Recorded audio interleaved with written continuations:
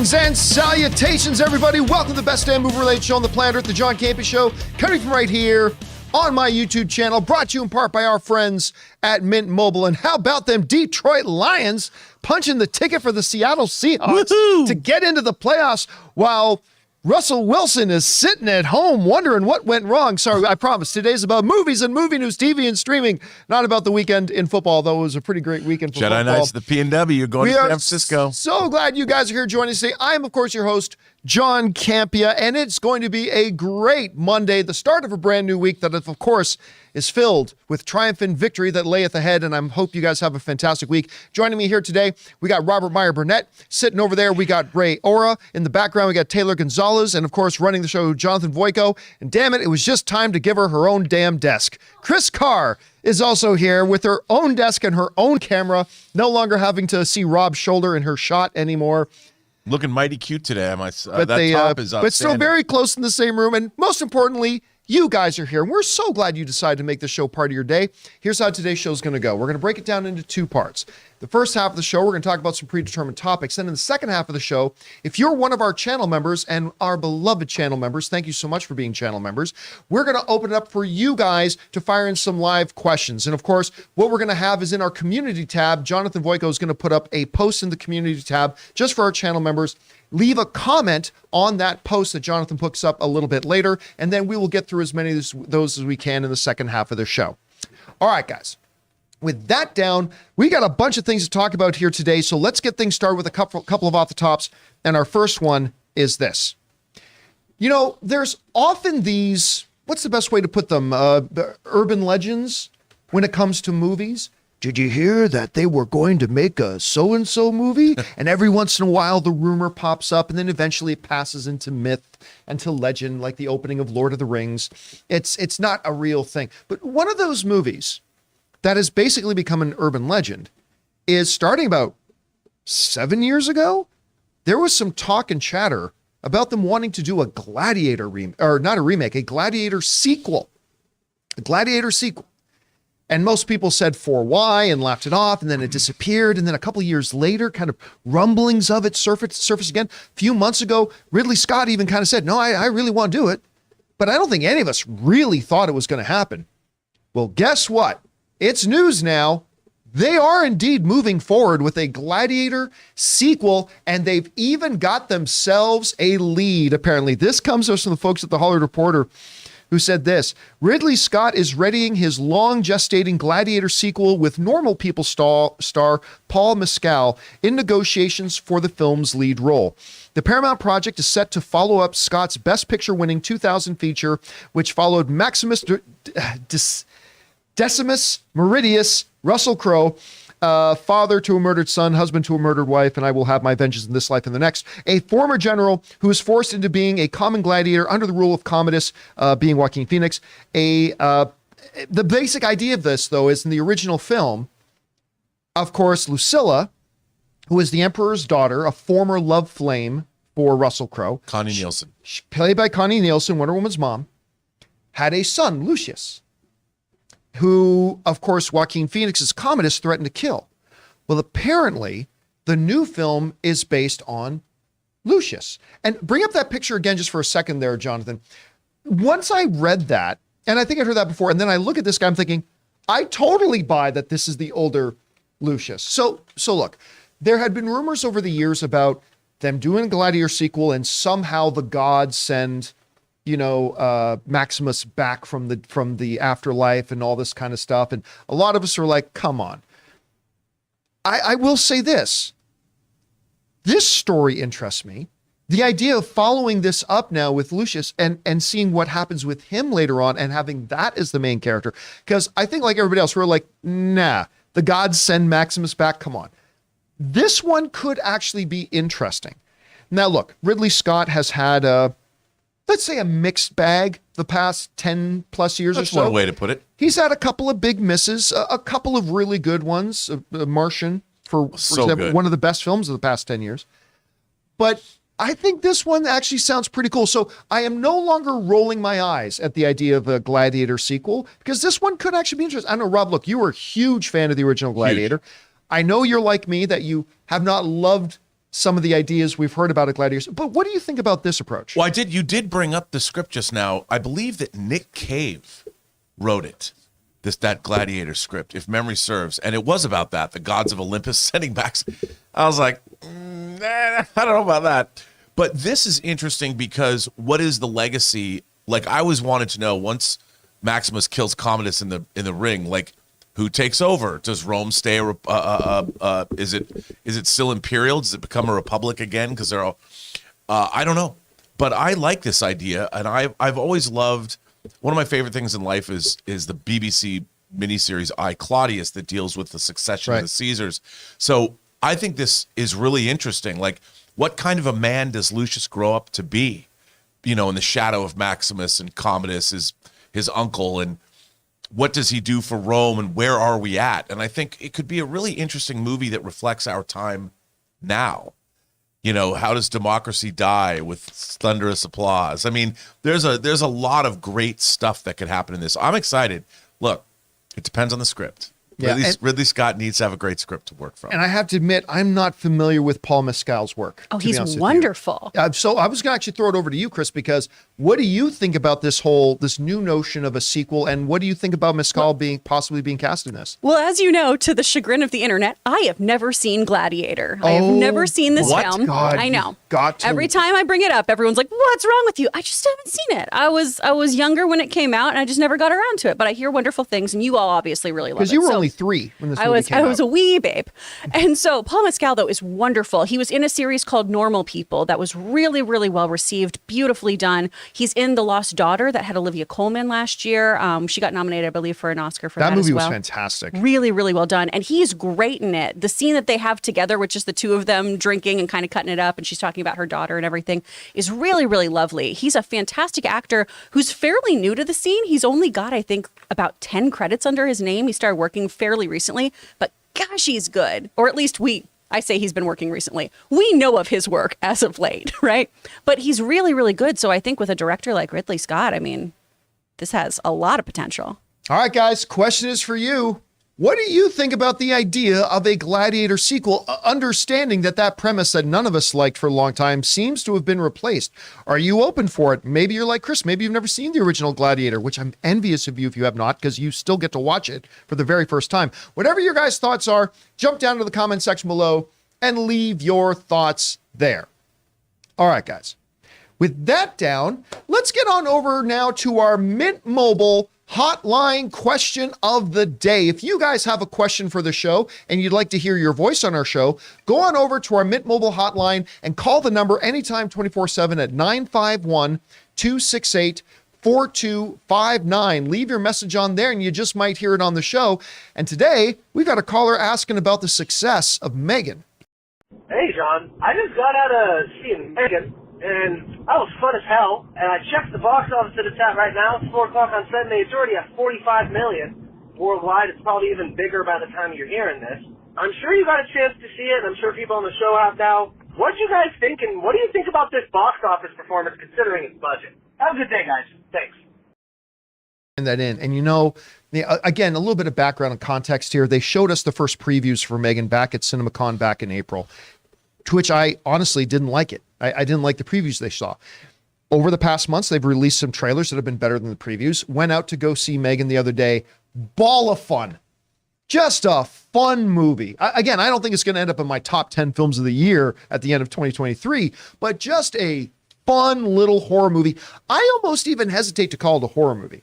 It's actually more kind of like a lighthearted thriller in many ways, if that makes any sense at all. But the doll was great. The performances were wonderful. The dialogue was sharp and crisp. And when the doll does some creepy things, you feel creeped out.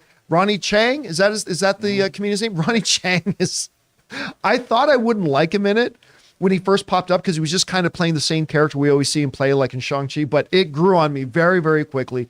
Just a fun movie. Now listen, this movie was made for $12 million. They made this movie for $12 million, and the projections were anywhere between $17 and $21 million. I guessed it would hit about 19, which would be a huge success. Like, exceeding your production budget on your domestic opening weekend is always a good thing. Well, some people thought, like Rob, that it had the potential to go even higher than that. And sure enough, it did.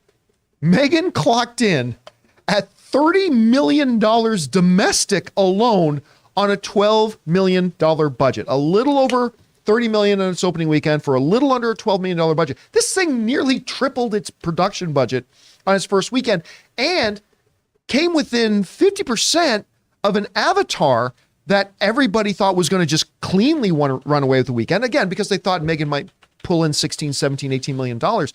But the word of mouth was strong. The critic reviews were really strong. People started talking about this movie. Again, it's not a masterpiece, I don't think, but it's what you want in a good Friday night at the movies, man.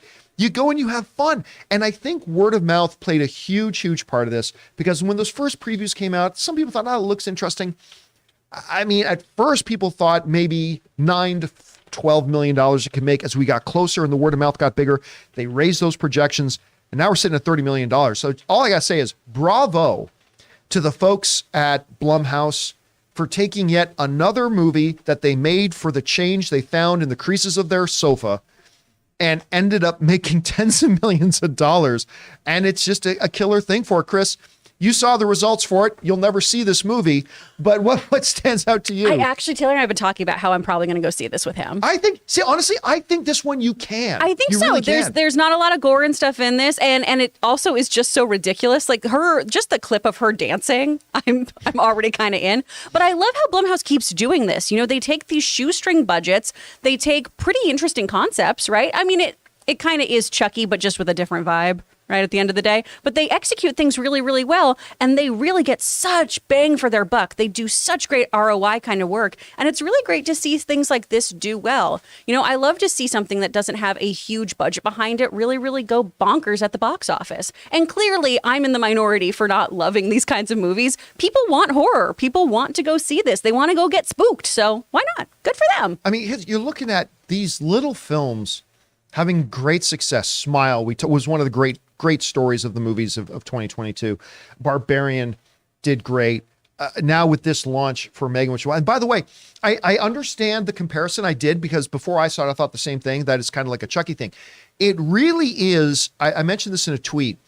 Megan is far more Talkie Tina than it is Chucky. Right. Like I think it's far more Talkie Tina than it is Chucky. But anyway, Rob, you see the results that we're getting here. What's your reaction to that? Well, I mean, I think that, you brought up Blumhouse and also James Wan. These guys are people like James Wan, after making the Saw franchise, made the first Insidious for like $900,000. And these guys know how to make, I mean, lower budgets, theatrically released, making money. When you see the streaming services talking about Disney Plus lost $4 billion, I don't understand why all the studios don't have, I mean, you have to have the talent to do it, but aren't making lower budget, theatrically released movies that are filling our theaters, our exhibition halls that need movies, and are making things like, when I saw that, I like the trailer more than you, but as the trailers, as they were ramping up toward the release, I thought the marketing got better and better and better. They did a very good job with the marketing of this movie. And this movie has a lot more. It's not just about some killer doll. I mean, there's social satire in this movie. This is actually a legitimate, good movie. I mean, there's a lot in it. It's very entertaining, but when you come away from it, it's not empty-headed. There's more going on. I feel like it was a full meal. Sure, it might have been a fast food meal, but it was a full meal, and it was really satisfying. I mean, I was very impressed by this, and I think that studios should be looking to do more of this kind of thing.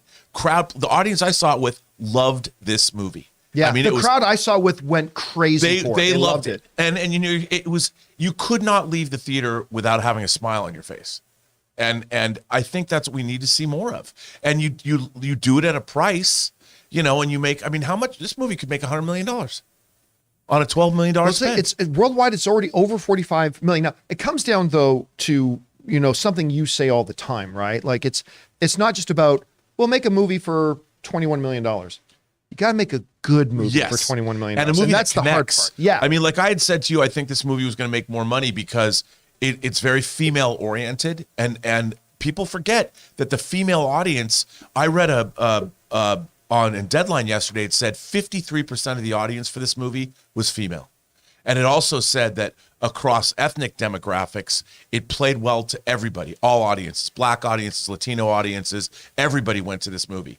And that's what you want. You want a movie that everybody comes together, goes into the theater, it doesn't matter who you are, and you have a great time. Women are being lulled to sleep by murder podcasts. Of course they're going to see this. I can't remember. Have you seen the SNL sketch on Murder I Show? love it so much. Murder Show. Yeah, They wrote that about my wife. Anyway, guys, question is for you.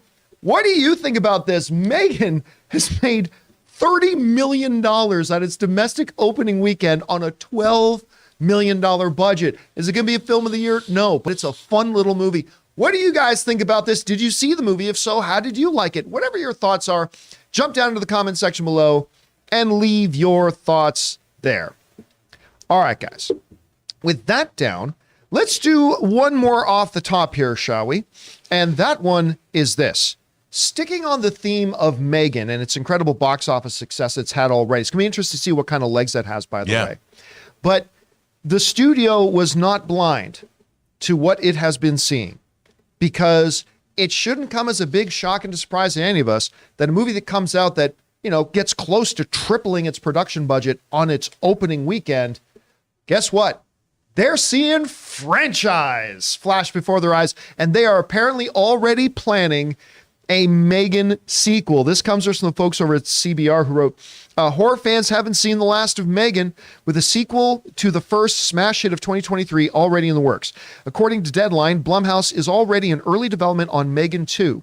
At this time, it is unknown if director Gerald Johnstone, screenwriter Akala Cooper, or any of the rest of the cast will be returning for the sequel. The report comes after Megan blew past box office expectations this past weekend to gross over $30 million domestically, with the film's worldwide box office haul currently standing at $45 million. All right, I will say this. This is one of those things where if you're doing a Jason movie, you don't have to have the same camp counselors from the previous movie in the next one. Right. You don't have to do that because Jason's the star. While I completely agree with the decision to move forward with a Megan 2, I would caution them about this. The heart of this movie, Megan, what made it, Megan the doll makes it fun. What made it a good movie was the little girl and her aunt. The woman who designs and creates Megan, and their dynamic and their story. That's what made it a good movie. Mm-hmm. And then Megan made it fun at the same time.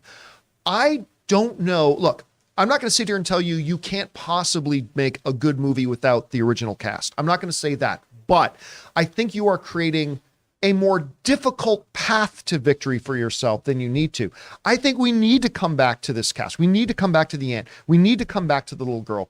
I think because if you watch the movie, there's going to be maybe a little bit of a revenge thing going on. I mean, I just think this is when they really should look at bringing back the original cast, make it a true sequel, not just slap 2 on it and make it a completely different movie. You can do that with some franchises. I'm not saying you can't, but I think with this movie in particular, having seen it, you got to have the original cast. Either way, it's a smart decision on Blumhouse to do. Anyway, Rob, you hear this story. They're moving forward with the sequel. Important, not important to come back with the original cast? Because we've seen a lot of franchises that can move on without that. I think back to, there's a story when James Cameron was pitching his sequel to Alien, and he was like in a boardroom or with Fox executives, and there was a chalkboard. And he walked up and he wrote Alien on the chalkboard, and then he put an S at the end and turn the S into dollar signs.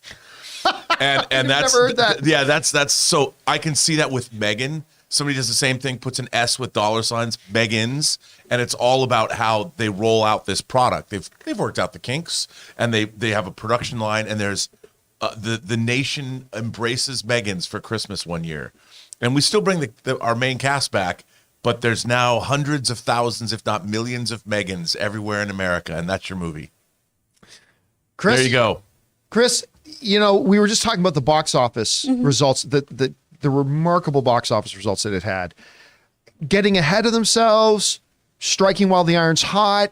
What do you think of them moving forward and trying to develop a second Megan right now? It definitely seems like they're striking while the iron's hot. People are talking about this movie. There's so many people on TikTok dressed up as Megan doing this creepy dance. It's horrifying. I obviously still have to see the film, but It sounds like it'd be really fun to have the same crew all on board again, especially because, I mean, our own Erin Cummings is linked to this young actress, right, because of her work with Tom. So it'd be really nice to see them all working together again on this in the future. But She was maybe great. it's just more creepy dolls. Maybe it's just Megan being resurrected constantly.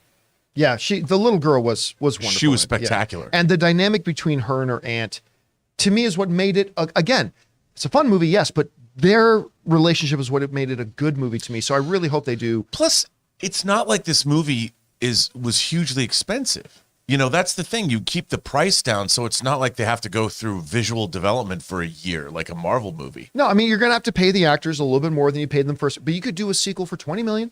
Yeah. I mean, as long as they keep that philosophy. Anyway, guys, question is for you. What do you think about this? It sounds like Blumhouse is probably wisely moving ahead with a Megan sequel. Again, same question I asked Chris. Is this getting ahead of themselves, or is this striking while the iron's hot? Whatever you guys think, jump down to the comments section below and let us know your thoughts. All right, guys, with that down, we're going to move into our main topics here. But before we do, we're going to take a second and thank a couple of the sponsors of our show here today. My favorite mattress in the world, Ann and I love these guys, the folks at Helix and the good folks at ExpressVPN. Guys, we want to take a second and thank the sponsor of this video, Helix Sleep. Guys, let me tell you, just a couple of days ago, Ann and I received our Helix mattress, and it is the best mattress we have ever slept on in our entire lives. We had like this $3,000 specialized mattress that we got like 5-6 years ago, and we liked it very much, but this one completely outdoes it. It's night and day. And you can get matched with your perfect mattress too. See, Helix Sleep has a quiz that takes just like a minute to complete, and it matches your body type and sleep preferences to the perfect mattress for you. Why would you buy a mattress made for somebody else? With Helix, you're getting a mattress that you know will be perfect for the way that you sleep. I hopped online, took the Helix quiz, and Ann and I were matched with the perfect mattress for us. And it is so easy to set up. Simply take it out of the box, get it positioned on your mattress, take off the plastic, and then give it an hour or two to breathe to reach its full size, and you will not believe how comfortable this thing is. All you got to do is go to helixsleep.com/Campea. Take their 60-second sleep quiz, and they'll match you to a customized mattress that will give you the best sleep of your life. And it's risk-free. They have a 10-year warranty, and you get to try it out for 100 nights. They'll even pick it up for you if you don't love it, but you will. Helix even has financing options and flexible payment plans, so a great night's sleep is never far away. And here's the best part. Helix is offering up to $200 off of all mattress orders and 2 free pillows for our listeners at helixsleep.com/Campea.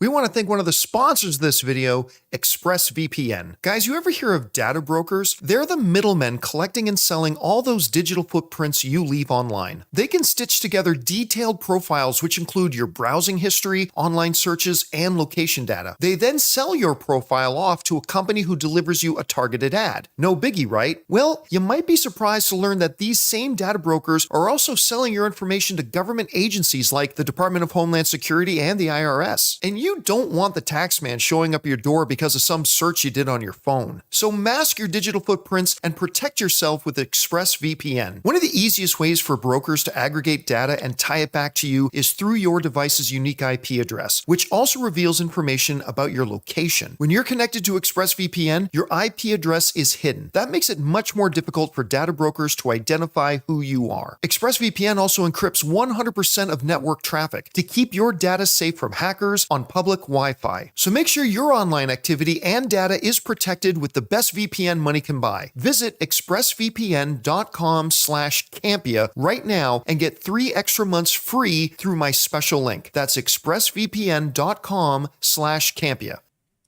And thank you to both our friends at Helix. Seriously, that mattress has changed my life. And our friends at ExpressVPN for sponsoring this episode of the John Campea Show. And guys, just a reminder that when you guys support our sponsors, you're actually supporting us. So make sure you go down to the description of this video. Right near the top, you'll find links and promo codes to all of our sponsors. And again, thank you to Helix and ExpressVPN. All right, guys.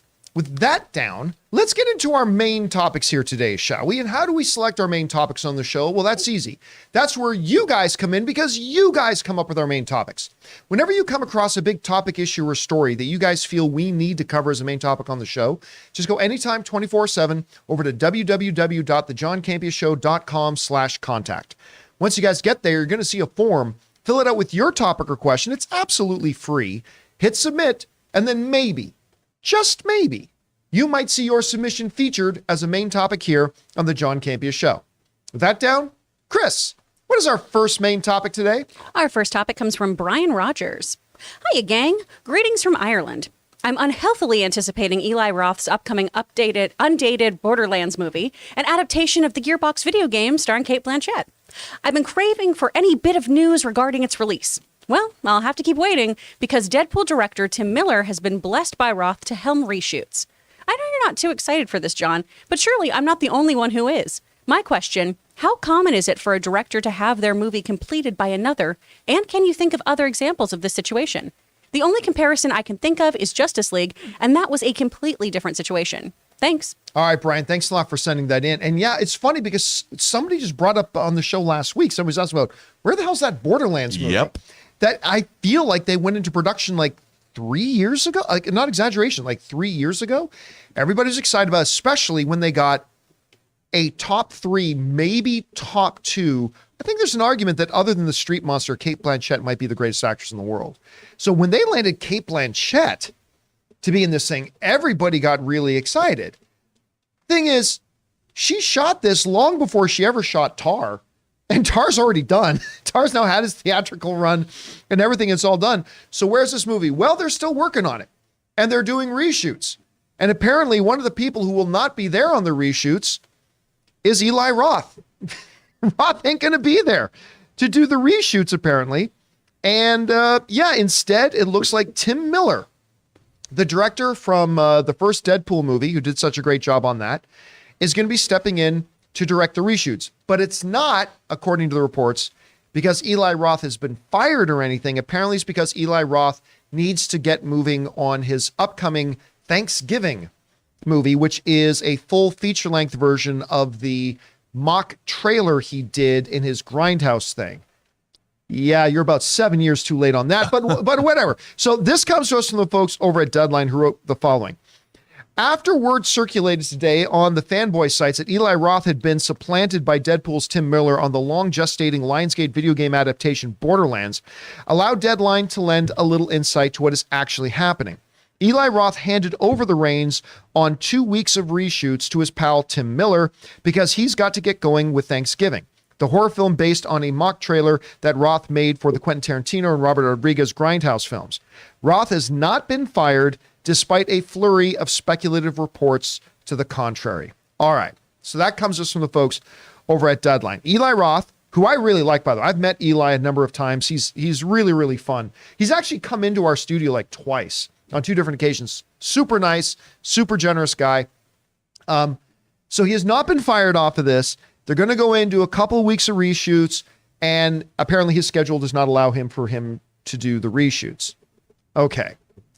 Couple things come to mind. My first is this, and I say this as somebody who's got a lot of love in my heart for Eli Roth. I really like him as a director. I haven't liked everything he's directed, but I really like him as a director. I loved him in Inglourious Bastards. I really, really like the guy. There's an old saying that says, dance with the one who brung you. And while that does not exactly match the situation, to me it's, listen, you got priorities first. Your first commitment was to this movie. Finish this movie. Then move on to your next one. Now, look, I understand that the world of Hollywood, especially logistics and schedules and all that kind of stuff, can be a labyrinth to get through. I understand all that. But just in principle, hey, a studio entrusted you with however many millions of dollars they put up to make this movie. They got you Cate Blanchett to make this movie.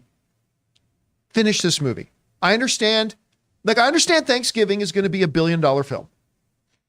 But maybe you can make Thanksgiving be the movie that has to get delayed a bit. I mean, you were entrusted to direct this film, finish the film. Now, it sounds like there's no drama behind it, and that's good. And Tim Miller's going to do a great job with the reshoots. Of that, I have no doubt. I still wish, I mean, again, there may be 1,000 other details that we are not privy to that made it impossible for Eli Roth, but my just general impression is, hey man, you committed to making this movie. Finish that movie first and then go do your passion project. Do that a little bit later.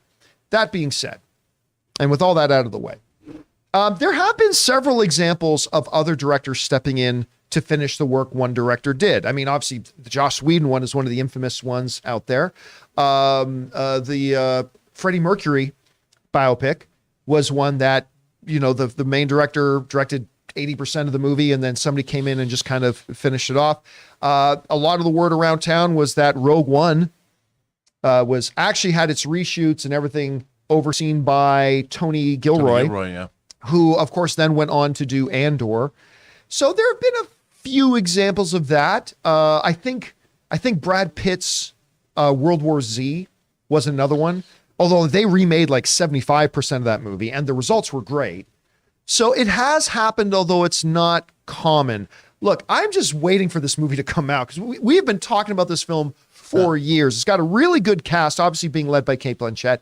So I'm looking forward to seeing it, and whatever it's going to get it across the finish line, just do it. Anyway, Rob, you hear about the story. What do you think? Well, I think, and again, I don't know anything about this situation, but I think Tim Miller as a choice is really interesting because he has an extensive effects background.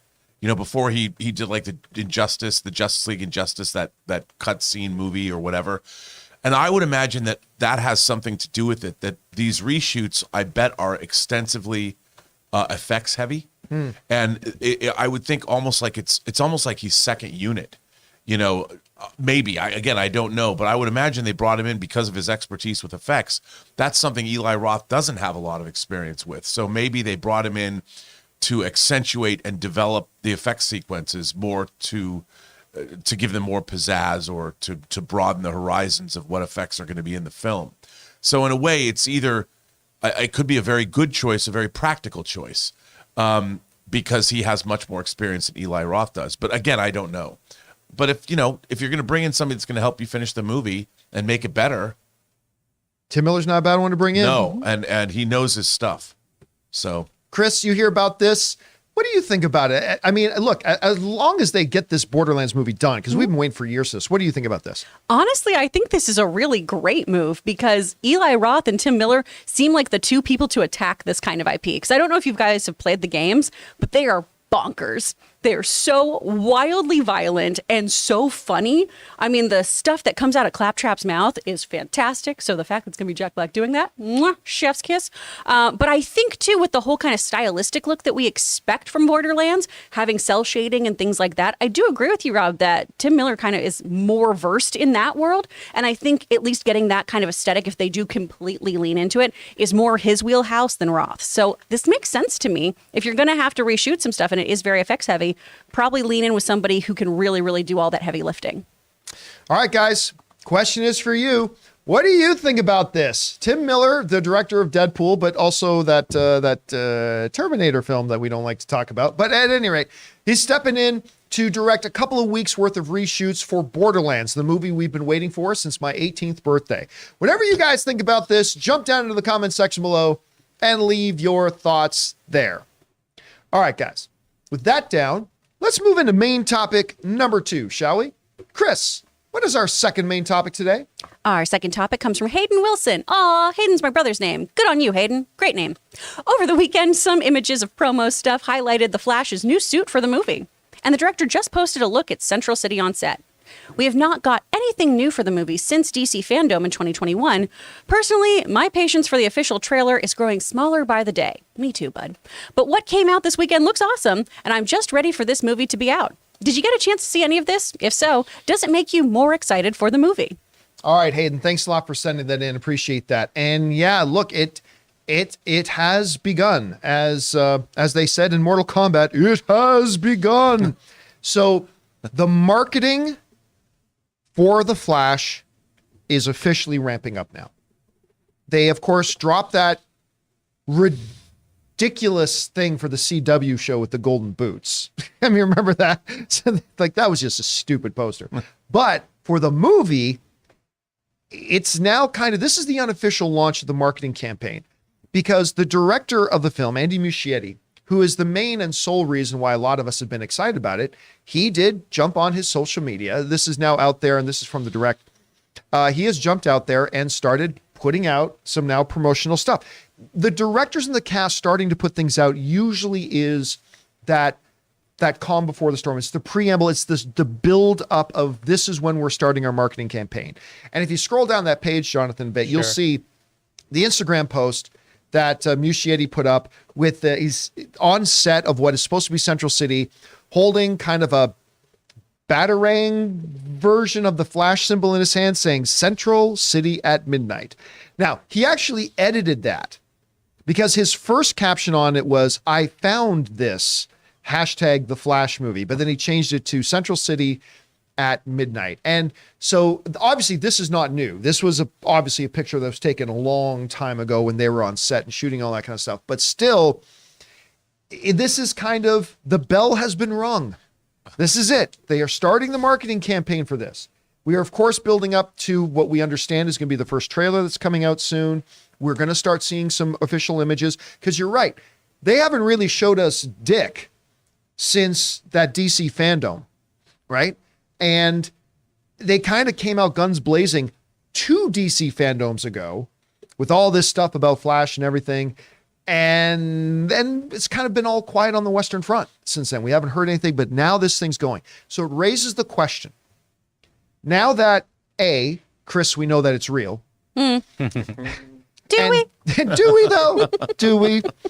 That looks like the fake moon landing. And 2, or B, as the case may be, that they are now getting into the business of trying to sell this movie to the audience. It does raise the question, how is the audience going to respond? Ultimately, that's what a marketing campaign is, right? It's a marketing campaign is a set of advertisements meant to elicit a response from the audience to get them excited about coming to see the movie. Can they do this? How do they approach it? I think, look, I don't want to be that guy who, puts a whole bunch of imaginary meaning on a single still image that the director put out.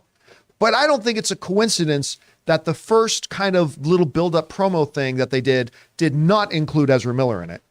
And I think you're going to see them. Obviously, we're going to see Ezra in promotion. We are. I don't think we're going to see as much Ezra in the promotion as we are accustomed to seeing the main protagonist of a movie being front and center in the promotion. I think we're ultimately probably going to get more Michael Keaton than that, but we are going to see Ezra. But I think we're going to see that, unlike, say, Hobbs and Shaw, which we're going to talk about a little bit later, which every bit of marketing, almost every frame, had Dwayne "The Rock" Johnson front and center. I don't think that will be the case with the marketing here. But again, we'll see how they proceed. I think, depending on how good or bad the trailers are, despite everything we've talked about with Ezra Miller, despite the fact that Warner Brothers absolutely will not bring them back. I don't care what any of those other reports have said. Warner Brothers will absolutely not bring Ezra Miller back. And nor should they. Despite all of that, I think there is also a truth that we've brought up many times, that a lot of the average movie-going audience maybe have heard about some of the stuff going on with Ezra Miller, but probably don't care all that much. And is this going to be a $200 million opening film? No. But it can be a big opening. It can be successful. And I think if they really lean into the nostalgia of Michael Keaton being there and stuff like that, I think there's an audience to be found. And if they play their cards right, and that's always it, if they play their cards right. But if they play their cards right with this marketing, you can see this Flash movie succeed. And I think you can see it have a really decent opening weekend. Again, we're not talking in the $200 million range or anything like that. But I think it can work depending on how they approach it. And I kind of think this first picture might be giving us a little bit of an insight how they do it. Anyway, Chris, as somebody who doesn't believe in Neverland and that this movie actually exists. I believe in Neverland. But just not the Flash. Second star on this, right, and straight on till morning. Come on. What do you think about this picture they put out? And how do you think ultimately the wider movie-going audience will respond to a marketing campaign? I mean, the image of Central City is kind of very Snyderverse-y, right? It's still gritty DC. And I know it's the town at night and everything, but there's not too much to glean here, honestly. It's a metropolitan area. I do like our little Flash emblem here. That's nice. I think what they have to do, like you were saying, is really lean into the Keaton of it all. I mean, I think that's what most people are still hanging on to some excitement for. And I know I keep teasing this film and everything, but I think that's the real kind of pull right now is Keaton as Batman. Come on, we want this movie to come out so we get Keaton back in the cowl. At least that's where my excitement lies. I really don't care about Barry at this point. I really just don't, because I know this is all getting scrapped and everything. Sure, maybe if the film does well, they could continue going on this trek, but I don't see Gunn or Safran continuing on with this version of The Flash. So really all I want is that lovely, lovely Tim Burton Batman to be back on the big screen. So I feel like that's what you lean into, and I think that's what they're going to capitalize a lot on when we see that Super Bowl trailer. And again, it's to go back to something, they showed us footage of The Flash at CinemaCon. And while Barry was in it, it was clearly a Michael Keaton Batman promo It was spot. Keaton heavy. It was very It all revolved around Keaton's Batman and all that kind of stuff. And Barry was there, and I think we're going to get a lot of that. Anyway, Rob, they're kind of starting it up. We're 5 months out from the movie coming out, allegedly. We're 5 months out from The Flash finally coming out. By the way, I just want to point out, I can't remember how long ago it was, but I had Stephen Amell on one of my shows. He came in to talk about Arrow. And it was 2 days after the debut of Grant Gustin's Flash show. And that was the day they announced they were doing Ezra Miller's Flash movie. And I just want to point out, that was 7 seasons ago. 2 days after The Flash started, the very first episode, season 1, episode 1, and they had announced that Ezra Miller was getting his own Flash movie. That was, and we are now getting ready. This is season 7, right? Is this season 7 or 8 for The Flash? I can't remember. Whatever. Sure. 7, 8, 9, 10, doesn't matter. That's how long they've been planning on this. So allegedly this thing's coming out here soon. Rob, what do you think their approach to the marketing is going to be? And how do you think the general movie going out is going to respond to this marketing? I think they're going to focus on we don't know anything about the story of what this movie is. By the way, everybody in the live chat has corrected me. Season 9 that they're going into. Mm-hmm. That's how long ago they announced this Ezra movie. Anyway. It's amazing. No, I think they're going to lean into the story itself. They're going to talk about the character of Flash, the character of Batman. And if rumors are to be believed, we're going to see a lot more than we even know we're getting with this movie. So right. I really do think that they're going to lean heavily on the story itself, the other characters, the fact that they're going to, I think the marketing is going to make you believe that this is real. There isn't an actor playing Flash named Ezra Miller. There is just the Flash, and that's what they're going to do. And I think the story, because everyone's talking about, John, we have heard nothing behind the scenes other than this movie's great. Yeah. I have not heard one person say anything, and people I know have seen it, who have worked on it, said the movie's great. No one's ever said anything that, oh, it's okay. So I would assume that when these trailers start rolling out, they're going to focus on the movie itself, if that seems odd. But I think that's what they're going to do, is focus on the story. I would assume the movie's fun. It's exciting. It's got surprises and revelations that we don't know are coming, and they're going to give us that. And they're going to show us, here's the Flash fun movie that you really want to see. And by the way, Batman's in it. Michael Keaton. I mean, that's a big deal. And I think that's how they're going to sell the movie to us. I don't think they're going to concentrate. I don't think you're going to see, and Ezra Miller is the Flash. I don't think they're going to do that. Yeah, and again, Chris brought up something. I keep hearing this, and I just don't understand some people's attitudes towards movies these days.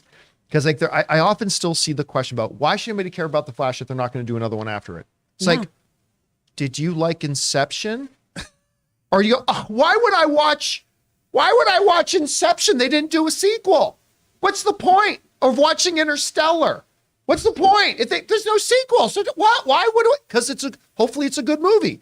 The same with anything. Anyway, so here's they're going to reboot the DCU, though. I'm just like, all right, well, you can do your thing, I guess. Yeah, I mean, all I want, just make a good movie. I go into a movie theater not going, how well will this set up a future movie? I go in and go, I want to have a good time. Show me a good movie. Show me a good story, whether it's an Interstellar or whatever. Just show me a good movie, and we're good to go. Anyway, guys, question is for you.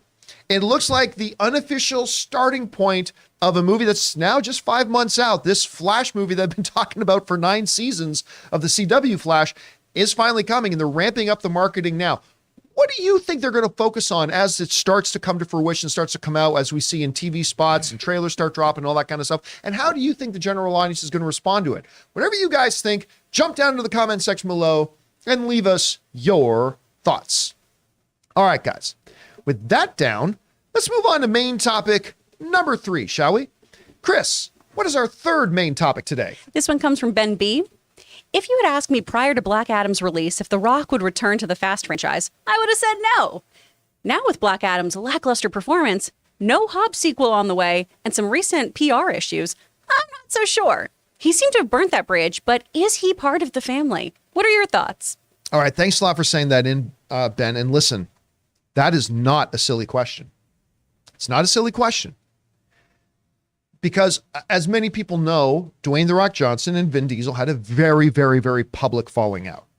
Apparently, they have kind of quashed it to the point where, like, Rock got married, Vin Diesel sent in well wishes, Rock thanked him for that. So it looks like the hatred has been quashed, but it didn't change the fact that Dwayne had no intention of going back to Fast 9. I mean, Vin Diesel, and I love, it's like watching mom and dad fight. I love Vin Diesel. I love Dwayne "The Rock" Johnson. And Vin Diesel put out this if you guys remember, this very public statement. He put out publicly on social media, instead of calling Dwayne directly, put out on social media, Dwayne, it's time for you to come back. Put the fans first and honor the memory of Pablo, of course, Paul Walker. Come back to it. Dwayne is like, you manipulative son of a bitch. I am not coming back. Give me a call if you want to. Anyway. But this is not the first time that we've seen a star walk away from a big project saying, I'm more than that now. Ironically enough, Vin Diesel is one of those guys who walked away from the Fast and Furious. Don't forget, he didn't show up in the following 2 sequels to Fast and Furious. Vin Diesel himself was an actor who says, okay, I did these movies, like he did Triple X, he did Fast, he goes, but I'm going to expand myself. I'm going to do more than just all that. And then when the more didn't quite pan out, he came back with great success. Sylvester Stallone's another one. Sylvester Stallone hit a point in his career, he said, I'm not doing any more Rocky movies and I'm not doing any more Rambo movies. Well, then we got Stop or My Mom Will Shoot and a few other things, including do you remember he did that race car movie? Yeah. It was the very first. With Rennie Harlan directing. It was the very first real movie that the visual effects company I worked for we did some work on that. It was Driven. Right? I think that might have been the name of it. But the point is, he realized he wasn't having the same success elsewhere. And so not too much time passed when, guess what? Sylvester Stallone, who said he wasn't going to be doing any more Rocky or Rambo movies, he did more Rambo and he did more Rocky to great success, as a matter of fact. So it's not outside of the realm of possibility that Dwayne "The Rock" Johnson can, hey, listen, let's call it what it is. Black Adam is the first objective misstep that he's had in his career. Not that every movie he's done has been a big hit, but he's never had a movie that kind of left a stain. And between all the drama behind the scenes and the potential of what a Black Adam had, this is really the first punch in the face that Dwayne Johnson has taken as far as career. His career has just been nothing but upward trajectory for the longest time. This is the first time. So does this make a Dwayne "The Rock" Johnson reconsider about going back to a successful franchise like Fast and the Furious? Probably not, because he's not even looking to go back to his own branch of Fast and the Furious in Hobbs and Shaw. This comes to us from the producer of Hobbs and Shaw, Kelly McCormick, recently, who was talking about the possibility of a second Hobbs and Shaw movie, which we were all expecting. But Kelly wrote this: we would love to do another one. There's no conversations at this time, though.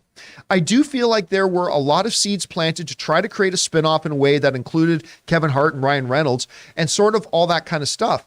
And that was intentional, but not necessarily because we had plans in mind, just because it would be fun to have different players for them to play with, if anybody, or we wanted to go for in a different way. So, I don't know. I mean, Dwayne's a really busy guy, and he would be the one to motivate to do all of that. So even the producer of Hobbs and Shaw says he doesn't even want to come back to Hobbs and Shaw, which is a damn shame because Hobbs and Shaw made double what Black Adam did, and by the way, was a pretty damn fun movie. I really like seeing him and Jason Statham on screen together. It certainly is the best Fast and Furious movie we've had in the last number of years. Yeah. So, but if he's not even willing to go back to that, I don't think we'll see him going back to this. And listen. Let's calm down a little second here. While it is true that Black Adam becomes the first kind of stain on Dwayne's resume, let's not pretend like this is a trend. All right? No. Dwayne Johnson has even did something as stupid as what's the damn Disney riverboat ride? Jungle Cruise. He even did something as stupid as Jungle Cruise. And he talked mad shit about Vin Diesel with Emily Blunt. Oh yeah, apparently it was great. He did. And that movie had a lot of success and was fun. Listen, it's not like his career is in peril here. Talk to me after he's had 3 or 4 in a row that misfire, and then maybe we can have a conversation, but I think he's perfectly fine. Rob, do you think there's a scenario here that a Dwayne Johnson could be looking at the greener pastures of the Fast and Furious franchise and think, maybe I come back for 11? I don't know. What do you think? Yes. Really? I do. Really? I do, because you know what? Money talks. And at the end of the day, it's like, I think that Justin Lin, the director of many of these movies, he walked away. He walked away too. And I think that there is maybe a difference of how to work that Vin Diesel has with people like Justin Lin and Dwayne Johnson. Dwayne Johnson is a very focused, you can see from his social media, when he's there to work, he's there to work. He's got the best work ethic in Hollywood. There's no shenanigans. There's nothing like that. Vin Diesel strikes me as somebody who's like, it's more of a party. And I think that was where they were butting heads. And I think that, look, I love the introduction of Hobbs. I did in Fast 5. I thought he was a great addition to the franchise. Fast 5 is my favorite of that franchise by a wide margin. And he was part of that. And I think there is a time for him to come back. It's going to be apparently the last movie. I think they could figure out a way to convince him. Well, broken into two, remember, there's 10 and 11. Right, but that's what I mean. We're talking about 11. But yeah, that being the last one, I think, look, you pay him enough. This franchise certainly has generated enough income. And I think if Dwayne made his concerns, he said, look, I'm coming back to do this in this way. No shenanigans. As long as you can promise me that I'm going to have this kind of thing, we're going to do it like this, and I get paid this amount of money, I'll come back. I could see that happening.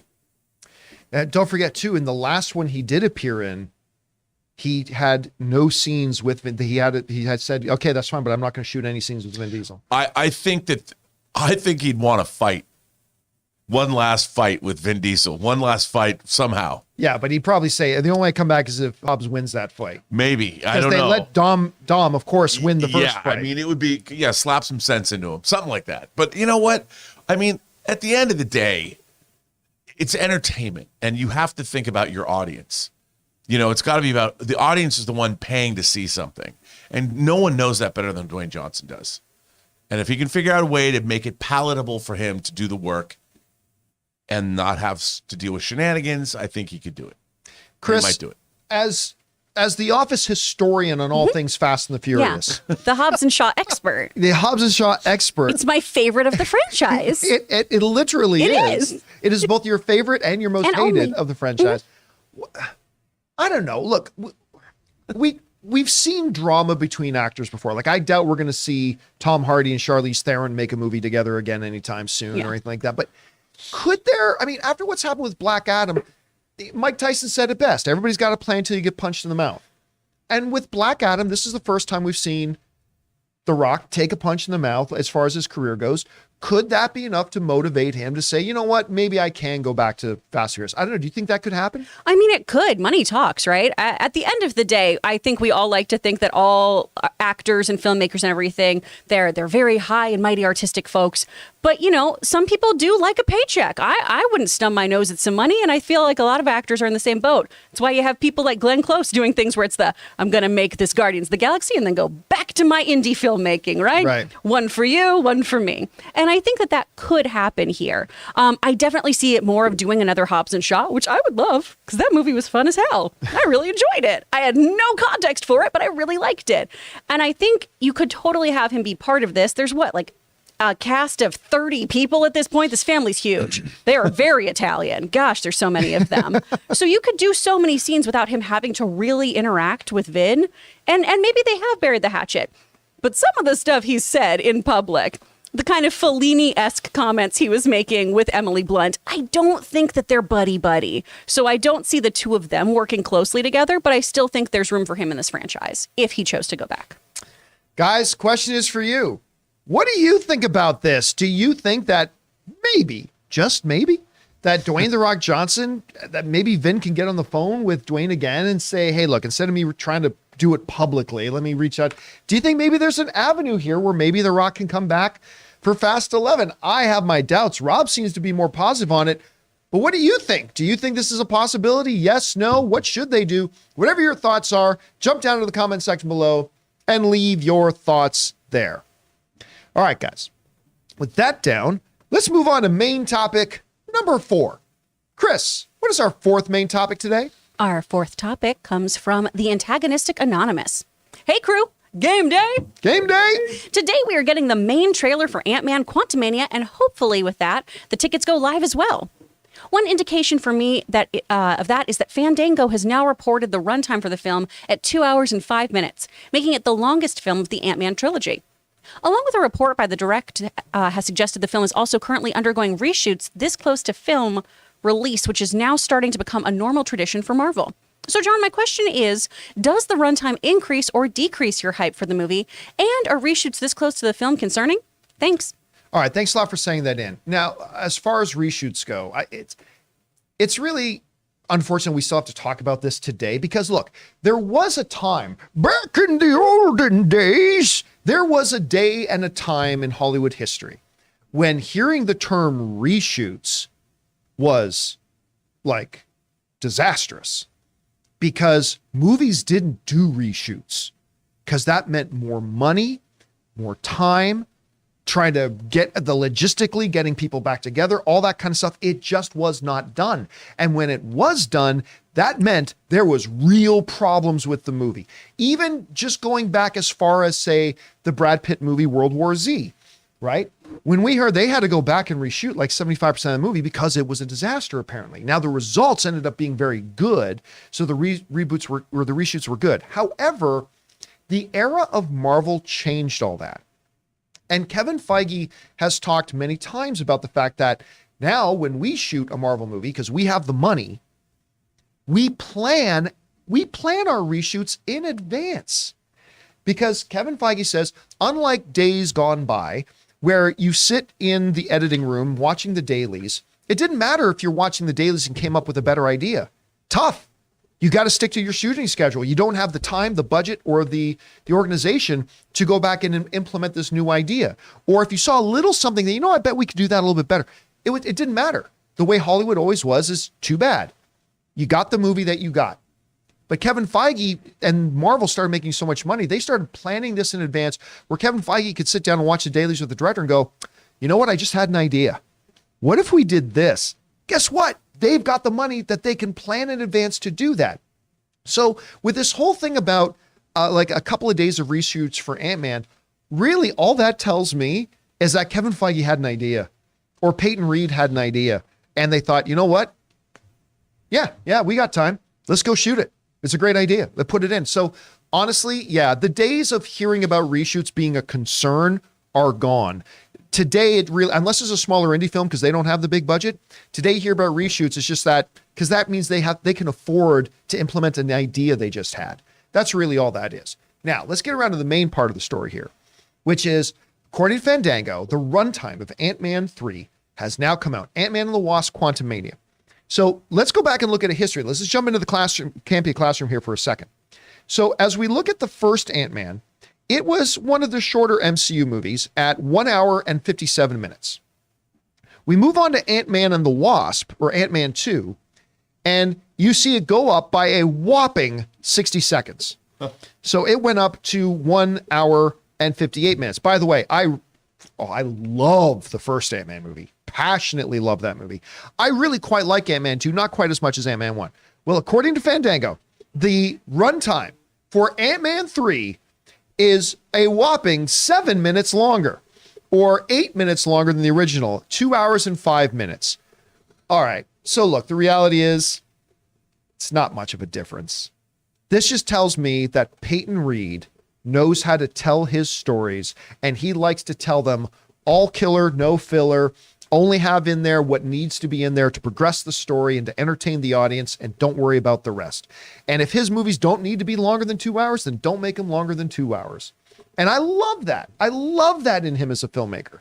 So look, but at the end of the day, the bottom line is a longer runtime or a shorter runtime does not equal quality or lack of quality. Right? I mean, we've had to go through it. Like, a movie being 3 hours long does not mean the movie is going to be bonkers good. A movie being 90 minutes does not mean it's going to be anything less than awesome. So a movie's runtime needs to be right for that particular movie. We've talked about it a million times. So it's nice to know we're getting 8 extra minutes than we did from the first Ant-Man, but honestly, it doesn't really much. But it is the longest Ant-Man movie we've had so far. Rob, you've heard about this. First of all, do you think there's any alarm bells that go off with the fact that they're doing some more pickup shooting? And then what do you think about the runtime of the film? Well, one, no, there's no danger. And you put it best just now. These aren't reshoots. They're pickups or they're additional photography. These Marvel movies have had that built in. You know, these big franchise properties, I heard it put once a long time ago, that everybody expects to capture that lightning in a bottle. Like you said, that's how it used to be. You had principal photography and that was it. But on these, now in the digital realm, it's much easier to go out, because when you're dealing with photochemical processes and having to cut in that footage in a negative or something, that's tough. But in our digital world now, it's much easier to shoot things very close to release date and get them in. So it doesn't, they're pickups. Of course, you know that this is where they're putting the Fantastic Four in. I'm just kidding. Kidding. That's not true. I don't know anything. I'm just saying. Can I just say something here? Let me run into the room and like Skeletor, drop a bomb and say goodbye, folks. I saw 2 images from Ant-Man and the Wasp: Quantumania, and my jaw dropped. I will tell you guys what it is after the show. I forgot to tell you before the show started today. I had 2 images sent to me of Ant-Man and the Wasp, and all I'm going to say is that my jaw hit the floor with these 2 images, and I will tell you what it was. Okay. Once we're off the show here. But so I think that has become par for the course for these Marvel movies. And the thing is, when you're making these films and you have an interconnected universe like this, where every movie expands that universe a little bit more, when you see things that you can caress in and put things in to make them better, they're going to do it because they've got the production. They own Atlanta practically, so they can always go out. They always have a place to shoot. Oh yeah, they can always go do what they need to do. So to me, what this says to me is that Marvel really always keeps an eye on refining their product and making it better. Sometimes when they make things like I didn't dislike Thor: Love and Thunder, to me was conceptually not what I was interested in seeing. They went in that direction, but I'm sure that they did the same thing with that movie too. They refined these things so the 11th hour because they can. Peter Jackson did the same thing on the Lord of the Rings movies. Yeah. He pushed those movies to the very edge because he could. He owned all the. If they wanted to get a shot of Gandalf rearing back on Shadowfax, they go out in the parking lot, put up a green screen, get the horse, do it. Find somebody, put him in a wig. They would shoot it and cut it in. They literally did stuff like that, so they can do it. I think that this is an important film for them. They're making sure it's going to be the best it can be. Chris, you hear about this? I mean, it is only an 8-minute difference as far as runtime, but do you think there's any significance to the runtime change? And do you think there's any significance to the pickup shots they're doing? I really don't. I feel like it's just kind of making sure that the shots are what they need to be, or maybe including a character that we need to see in a post-credit scene, something of that nature. 8 minutes feels like something that is enough to be important, but not enough to change the game here as far as the actual content of this film goes. It just feels like it could mean something for the greater Marvel Cinematic Universe. So I feel like maybe we're getting a longer fight, a cameo of some kind, some really, really great CGI work on something. Maybe we've got a longer shot of Kang existing in the quantum realm, you know. I don't think it's going to be something that's going to really shake us up, though. I think it's just Peyton doing what he needs to do to get this to be where it needs to be. All right, guys. Question is for you. What do you think tonight Tonight, the new Ant-Man trailer drops. Is that true? Do we know that for a fact? Yep. Yeah, They're during dropping sports. it with the college football championship got on it. tonight. Right, that's right. TCU, Georgia. Seen a lot of people driving in with Georgia license plates and Texas license plates. A lot of people coming into town because the championship game's being played out here. We're going to be talking about this trailer obviously tomorrow. But what do you think about these changes? Whether it's the time change, whether it's the pickup shots, anything for you that you think raises an issue? Whatever you guys think, jump down to the comment section below and let us know your thoughts. All right, guys. With that down, let's go up to my shot there, Jonathan. With that down, let's move on to main topic number 5 here, shall we? Chris, what is our 5th main topic today? This one comes from Nathan Allen.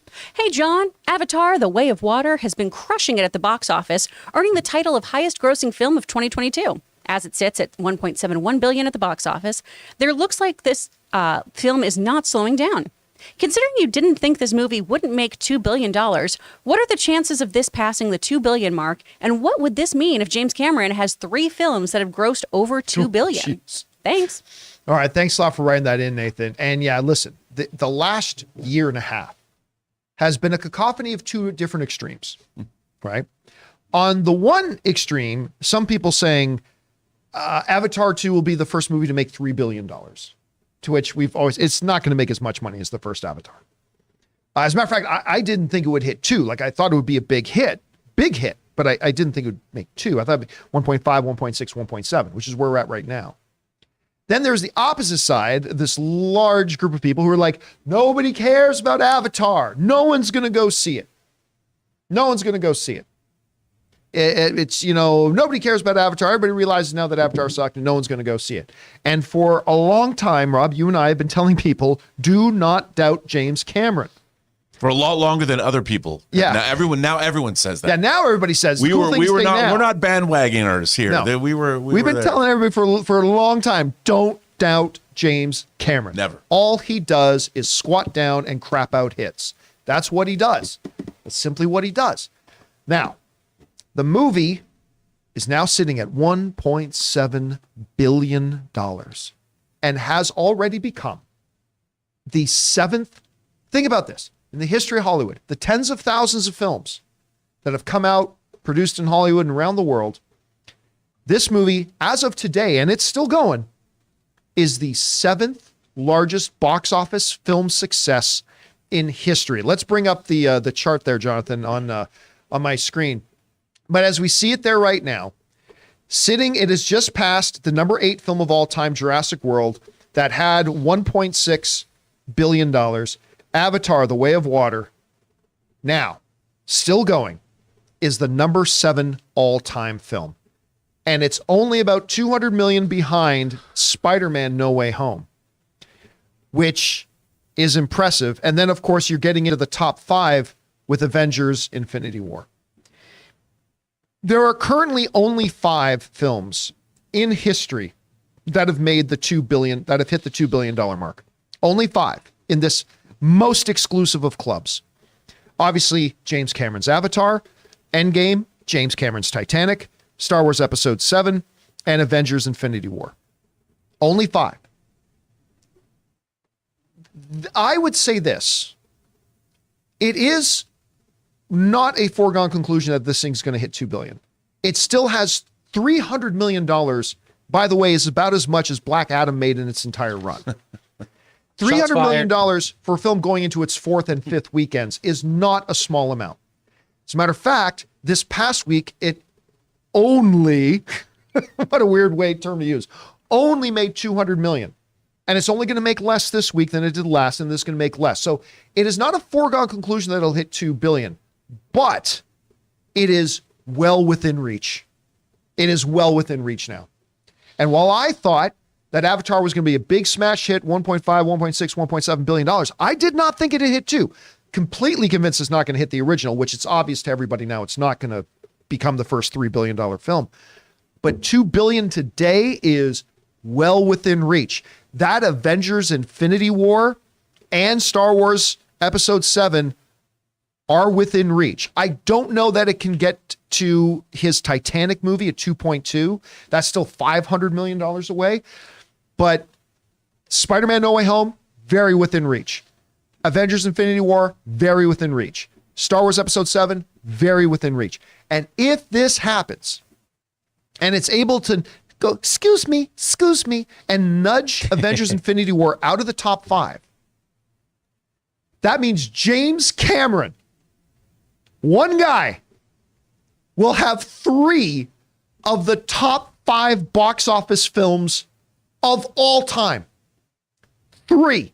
Now, you can say, hey, well, you know, the Russo brothers, who I adore, have 2 of them. Yeah, but the Russo brothers' entries in there are really Kevin Feige's entries in there. And they were films that were built with a 12-year buildup and a 20-film buildup with 15 of the biggest stars in Hollywood. There's a lot of asterisks to put that. Titanic, solo standalone movie. Avatar 1 and 2, the only 2 in the franchise. I mean, we are literally talking about the top 5 films of all time and 3 of them belonging to one guy. Do not sleep on the significance of this. It's undeniable at this point. And moving forward, if you are still in the doubting James Cameron business, you are certifiable. If you are still in the doubting James Cameron business, you are absolutely certifiable. It's pushing $6 billion altogether. For 3 films. For 3, granted, Avatar 2, now you can qualify as a franchise. But basically, non-franchise films. Without 10 years of buildup, without 17, 18 films coming forward, without 18 of the biggest stars in Hollywood. 3 of the top 5 of all time. This is astonishing. Anyway, Rob, you see these numbers. It's hit the 1.7. It's now the 7th highest grossing film of all time.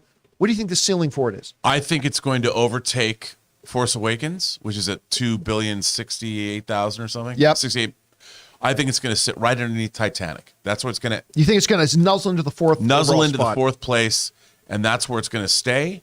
Maybe more, who knows, re-releases over the next couple of years. But what's really interesting about this too is James Cameron has been embattled through this. It's not like people said, oh, of course Titanic's going to be a success. That was a nightmare to make. Oh yeah, there's a lot of drama. Paramount and Fox both had to share that. I mean, it was a nightmare. People were like, what's going on down in Rosarito? And people thought he was insane. And making Avatar, nobody even knew, is this going to work? You know, and I've heard things to the extent of like, even now with the one thing about Avatar 2 Way of Waters is he was also shooting Avatar 3 and 4. Yeah. So when they talk about the budgets of these movies, you know, they're amortized across these multiple films. But even now, you know, they wonder, are they going to be able to get the effects done by Christmas of 2024? Are they going to get it out? So he's always like in battle. No one from a production standpoint is like, oh yeah, he's great. He's coming up with, yeah, you know, no one's ever done underwater motion capture. I think I'm going to try that. He had to come up with new equipment that didn't exist to do underwater motion capture, just like he's wont to do.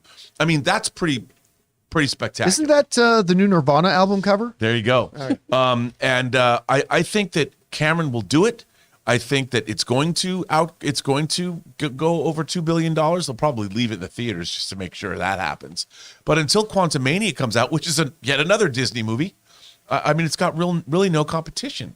So, you know, we'll see. And once again, you know, John, when I saw this movie the second time, this is a family movie. Yeah. For all the action adventure, it's about a mother and father and their functioning family of their 2 kids, their adoptive daughter, and their cousin, their crazy cousin Spider. And it's about a family. And in a way, there's a wholesomeness to it that where else are we getting that from? And that was not something I would have expected. And I think that undercurrent is one of the reasons that these movies resonate. Yeah, I saw it a second time. And again, without giving any context, you people who see the movie, you'll know what I'm talking about. The scene with Neytiri, the second time hit me even harder. Like, oh, damn. Hey, everybody who's seen the movie knows what I'm talking about. I was like, oh, damn. like the hair on your arm stands up. Anyway, Chris, look, this thing may fall short of $2 billion, but even if it does, I think it catches Spider-Man No Way Home and it'll get in the top 6. Yeah. And then it's not much further for it to catch up to Avengers Infinity War, Star Wars Episode 7. We're talking about the possibility of 3 of the top 5 films of all time belonging to one director. How high, what do you think the ceiling for Avatar 2 is right now, and how significant is this? I really do think it's going to hit 2 billion. I really think it's going to. It's got legs. And my friend Scott alone is going to get this movie there. He's seen it 5 or 6 times in theaters. So good on you, Scott. Look at you supporting James Cameron. I mean, we've said it so many times on this show. You got to bet on him. No matter how you feel about James Cameron as a person, you can't deny he is a fabulous director who can deliver blockbuster films. He knows how to get an audience's blood pumping. And sure, is the third act kind of a greatest hits moment where we've got a lot of Titanic, a lot of Terminator 2? Yes, but I'm here for it. Yeah, it was awesome. It's so freaking fun. It's so great. Anytime water's on fire, like, fuck yes, I love that. So I really think this movie can go the distance. And the fact that he is going to have that number of films in the top 5 potentially just speaks volumes. I mean, I've said it before on here. There was a mentor of mine who said there's a difference between being cocky and knowing when you're the best. And sometimes James Cameron walks that fine line. Yes, he does. But there are moments where I'm like, all right, Jimmy, you know what's up. He makes money. He might want you off your lawn, but he'll get you into theaters. Exactly. Well, somebody asked a question a while ago. I think it was last week. Somebody wrote in a question. I can't remember exactly how they worded it, but it's like, okay, you're a producer. You're trying to get your biggest returns. And you've got the option between getting Steven Spielberg, who I believe is the greatest filmmaker of all time, and James Cameron. Who do you go? Without hesitation, James Cameron. If the question is to get my biggest returns, Steven Spielberg will make the better movie. James Cameron will make a great movie, but that knows how to thrill the audiences and will get the audiences out. And you're talking about a guy who didn't just fall ass backwards in luck with Avatar. This is the guy who made my favorite action film of all time in True Lies. He did Terminator. I mean, he's able to make all this stuff. It's not a good business to be in the James Cameron doubting business. And will people ever learn? And by the way, I don't know. Look, I still don't think the Avatar 1's box office mark, I honestly don't think it'll ever be broken. I really don't. I don't think it'll ever be broken. But I mean, who knows what happens once Avatar 3 comes out and Avatar 4 comes out, and it starts to develop some of the advantages that like Endgame had we had a bunch of build up to it. And so who knows? I mean, I don't know. A lot of things to do here. Ray, you still haven't seen this movie. Nope. What's it going to take? Probably this week sometime. We've been saying that for 3 weeks, but maybe this week. Ann's been trying to get Ray to go. It's like, I don't think I'll be able to make it. But we'll see. One of these days you'll see. Anyway, You'll guys, love it. You'll love it, Ray. You'll love it. Mm-hmm. All right. Question is for you guys. What do you think about this? I mean, it's already the number 7 biggest film in history, which means 3 of the top 7 belongs to one guy. It could very well become 3 of the top 5, maybe even 3 of the top 4. What do you think the ceiling is right now for the success of Avatar?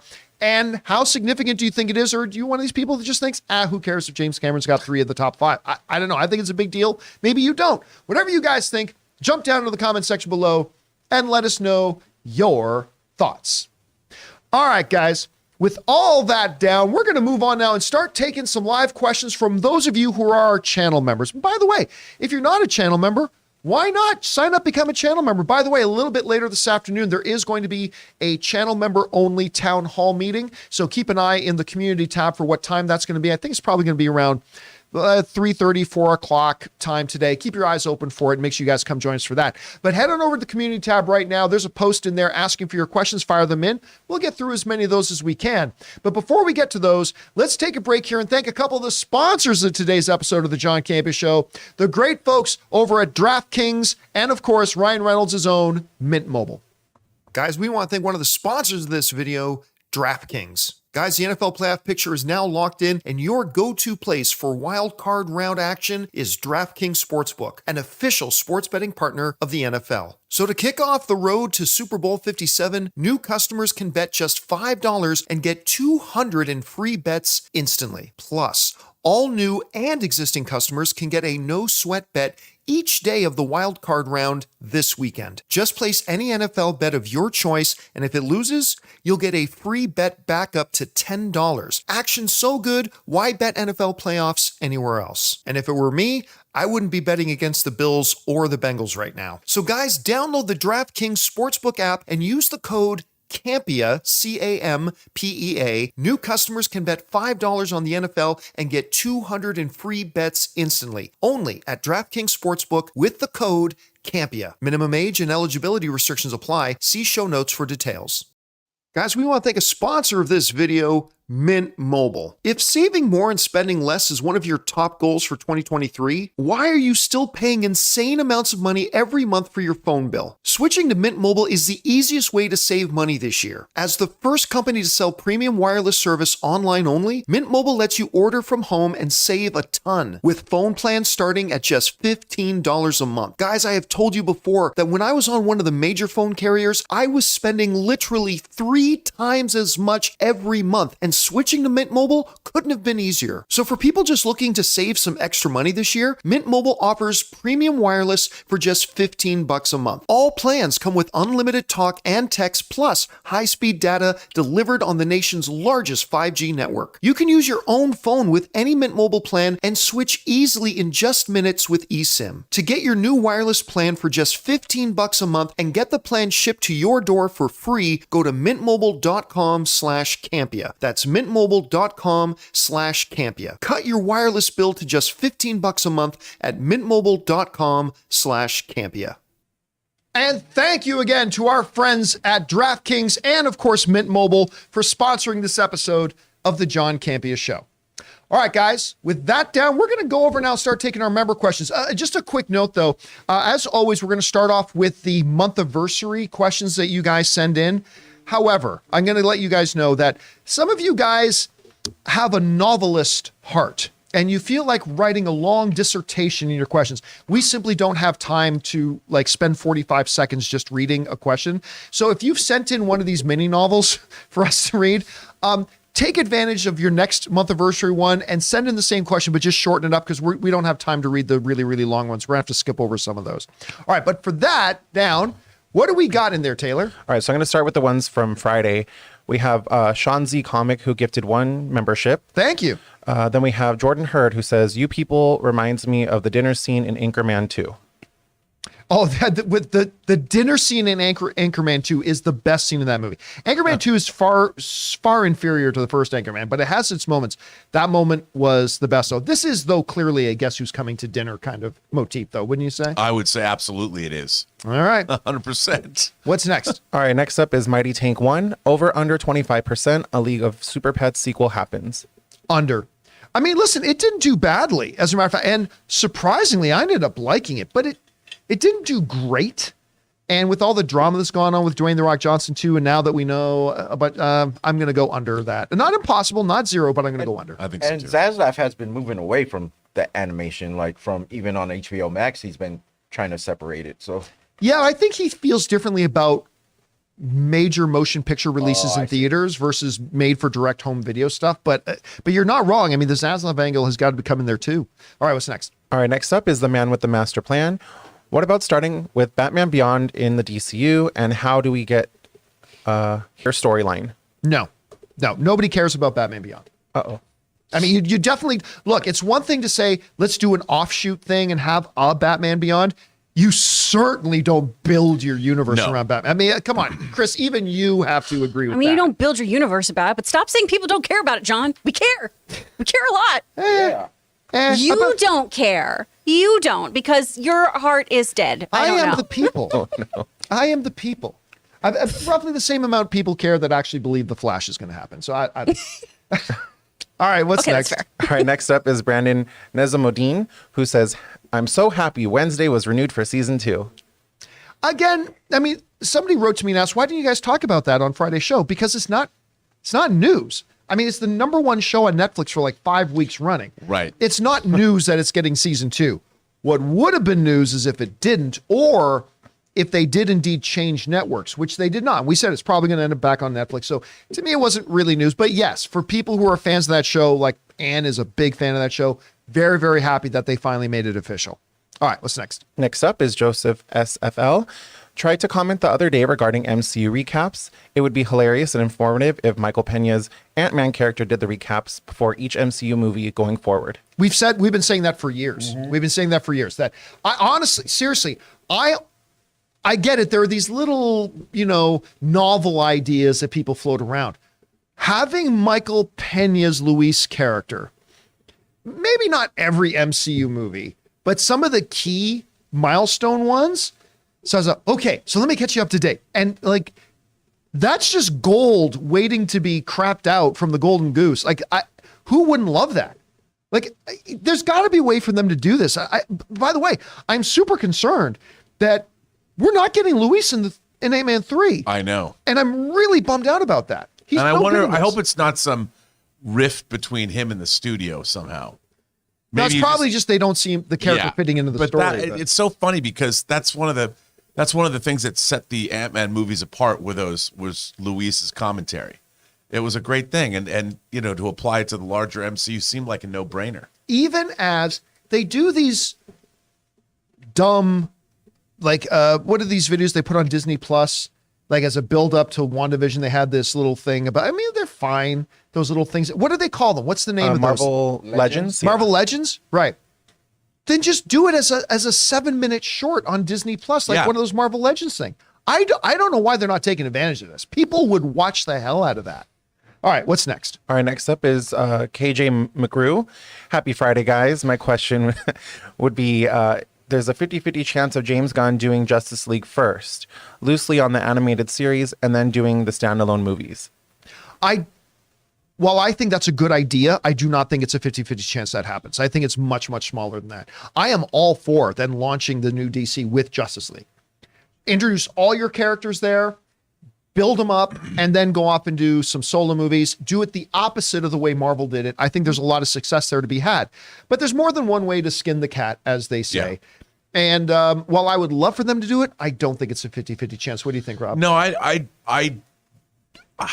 don't know. I mean, I think it's hard to say. I think, like you say, Justice League, we all know the characters now. So you could jump into a team movie, and it would be interesting because we would be getting those characters new, like the new iteration of Superman and Batman, and that would be even more compelling to watch. But I think they need to plant their flag with one very distinct, I would imagine it would be Superman.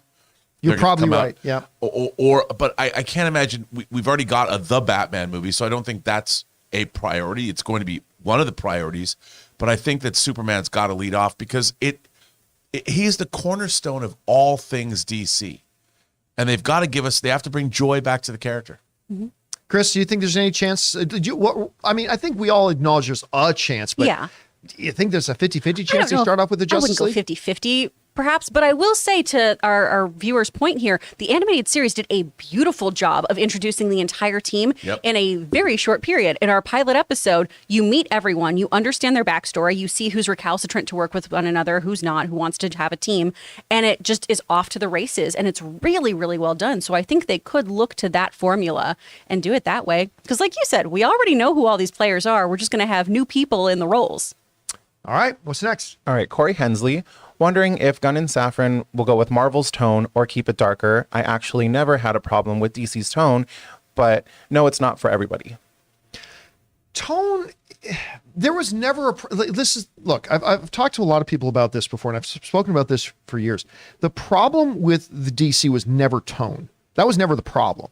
The problem was they didn't make them as well as Marvel made their films. Now, that's up for debate, and that's up to individual preferences, but there's no denying that the vast majority of people preferred Marvel movies over the DC movies. But I don't think tone was the issue. You can do it in that tone, but still make it, fun and exciting, and you can do all that kind of stuff. I think James Gunn understands this. Look, there's still a segment of people out there, a significant segment of people out there, who just want DC to keep doing things the way they've done them.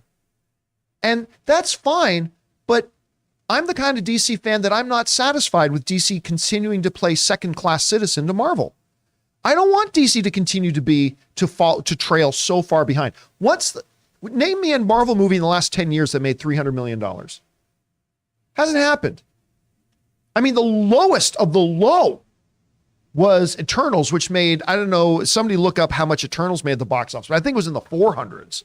Something like that was the lowest. But that's 300? Yeah, 402 million? How much? 402? 402. The 300 range, that's kind of DC's thing. And that was by far the lowest one they had. And that was a pandemic movie, too. Yeah, and it was a pandemic. I am not satisfied as a DC fan to see DC continuing to wallow there.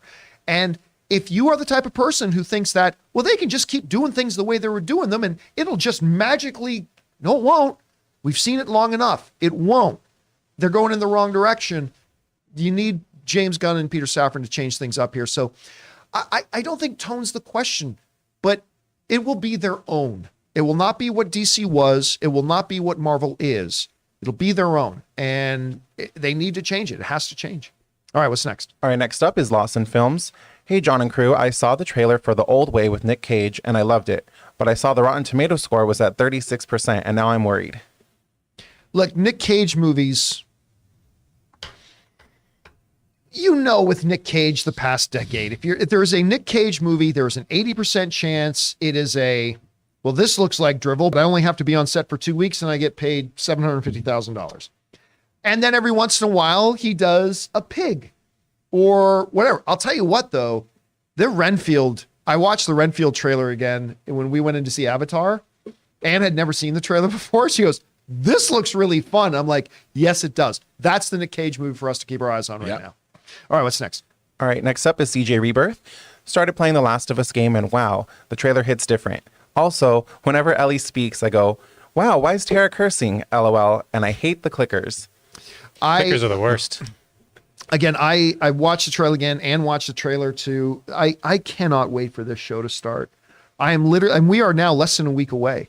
We are less than a week away. It's next Sunday, right? I believe it's next Sunday. It drops. Some of us are mere hours away. Oh yeah, that's right. Yeah. Taylor's going to got premiere. one of them fan screenings. He gets to I'm go to see. very Is it the excited. first episode or the first 2 episodes? I believe it's just the first episode because it's about 85 minutes. But yeah, I'll be at the world premiere if I don't get drowned out by the rain. So I'm very looking forward to it. Yeah, I bet. I'm dying to hear how good it is, but I cannot wait for this show to start. All right, what's next? All right, next up is Ryan Lewis. Looking forward to what DC will do. People are hesitant, and I understand, but I feel Gunn and Safran are the right people to do it. Bring on the filthy, as always. I don't understand the hesitation. And I'm the guy, I don't care what any of you think of Henry Cavill as Superman. You are not as big of a fan of Henry Cavill's Superman as me. I'm sorry, unless your name is Mrs. Cavill, you ain't. But even I know that it was time for a change. And that sucks. Obviously I want more Henry as he's my favorite Superman of all time, but it's time for change. I do not understand the hesitation of it. It's finally somebody is running DC that has the guts to recognize and acknowledge, hey, what we've been doing hasn't worked. And it's time to change it up. And again, you can be the definition of insanity, keep doing the same thing over and over again and expect different results. It ain't happening, folks. It ain't happening. The general movie-going audience has made it very clear they do not believe in the current iteration of DC. They just have. So it's time to change things up, and James Gunn is the guy to do it. And who knows? We might see the first James Gunn movie in DC come out, and it may suck. And if it does, we'll go, damn, that sucked. But if you go by Peacemaker or Suicide Squad or Guardians or Slither or what, it ain't gonna. This guy has an understanding of the world of DC much better than most people. And he's got a passion for them. He loves these characters. I cannot wait. But too many people are, well, he took away the thing I liked. And nobody has a right to do that more than me. I could totally do that. But I'm excited. I'm looking forward to this with optimism. I think James Gunn is the man. Me too.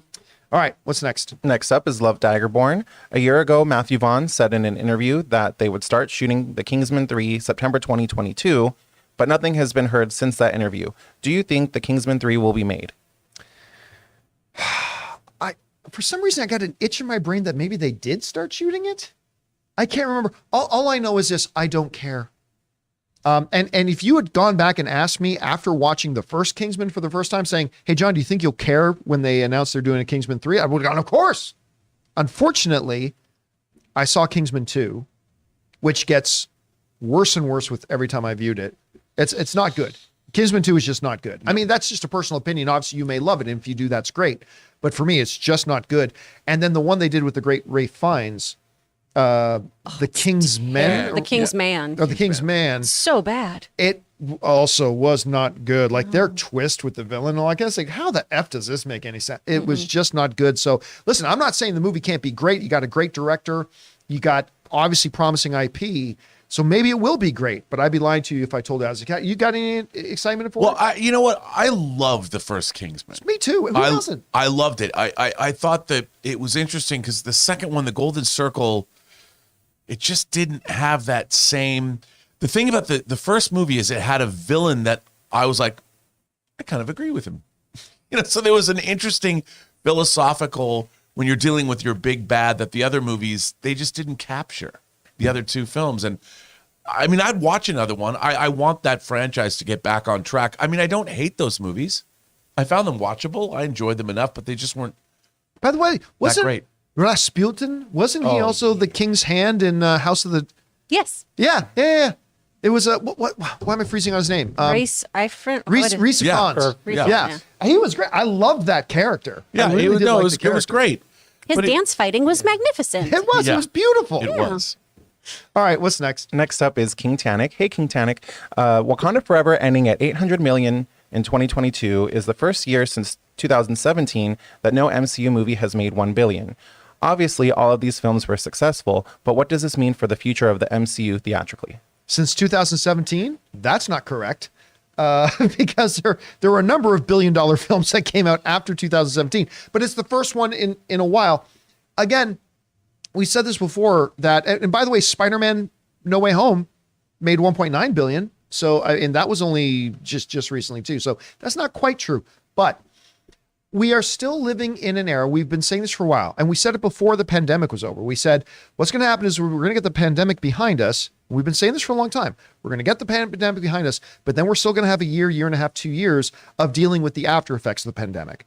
The reality is that the movie-going audience still has not fully returned back yet. I think 2023 is going to be a big turnaround year for that. It came out in that era. Again, you were dealing with a movie that was a sequel without your main star and without your main character returning.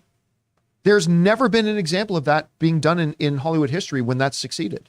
And it made 800 And it still made $800 million and $820 million still. I mean, I brought up some of the other ones. Somebody wrote to me with a great example too. I've talked about some of the other films that tried to do a sequel without your main star and without your main character. And it's Speed 2. well, you still at no least Keanu had Reeves. you had no Keanu Reeves, but you still had the Sandra second Bullock. main character there. But you had the Bourne Identity or the Bourne Legacy. That didn't work. Somebody wrote to me another one. I couldn't believe I didn't think about this. Somebody wrote to me, Ron, and said, "Hey John, one you missed." I'm like, "What's that?" Smokey and the Bandit 3 that they did without. How did Burt you ever Reynolds. miss that? Yeah, how did I miss that one? This has never happened. It was still a great result. Spider-Man crossed that mark. I don't think Ant-Man is going to cross $1 billion. Guardians is. Yeah. Tell you right now, unless the word comes out that it's total trash, Guardians is going to make $1 billion. But we'll see how it goes. All right, what's next? All right, a Sith Lord. Rob, I've been reading The Next Men, and whew, I really love this comic. Such an odd comic, but guess what was on the back of issue 9 and 10? Army of Darkness. Honestly, Rob, thanks for such a great recommendation. What is The Next Men? The Next Men is a comic that John Byrne did, an original creation of him. It's kind of got an X-Men-esque vibe, but not really. Different kinds of characters, and it's got sci-fi. It's kind of a cross between X-Men and Jack Kirby, in a way. But it was really good, and he did it for Dark Horse, I believe, and it was good. But it came out sporadically, and I don't think he ever finished it. But here's a question: was it as good as the Sex Men? Are you familiar with the Sex Men? No, Is it like Sex Criminals? Because that comic is amazing. No. that is an amazing comic. Sex Men was the name of an episode of Doom Patrol. Oh. Where Right. a bunch of I can't make this up. When horny ghosts get out, they start banging a lot and they start having this giant orgy. All these ghosts are having this giant orgy in the Doom Patrol mansion. And a ghost orgy can bring about the apocalypse. Obviously. So there's a crack team of people called the Sex Men who are kind of a cross between X-Men and Ghostbusters that show up when these ghost orgies happen. You can literally and call shut it it the second down before coming. the apocalypse happens. I wish I can't make this stuff up. It's brilliant. One of the reasons why Doom Only Chris Patrol heard that. absolutely rules. Wow. All right, what's next? All right. Now we're on today's member chats. First up is Jedediah Elias. What do you think the Regal Secret screening will be tonight? My guess is Missing, sequel to 2018's Searching, or that Gerard Butler plane movie.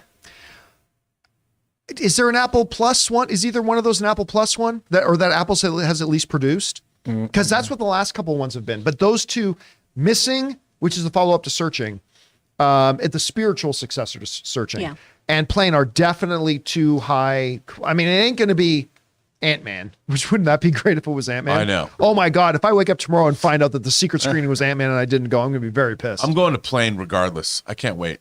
I think it's going to be Missing. So we'll see. We'll find out. All right, what's next? Let's see. Gundam 11. Guys, we want to thank a finally got a chance to watch The Offer. Great show. Mobile. It is now second best show of this past year. Number one for me was Andor. Thanks and bring on the Why filthy. are you still we have the Mint Mobile ad up for That's some weird. reason?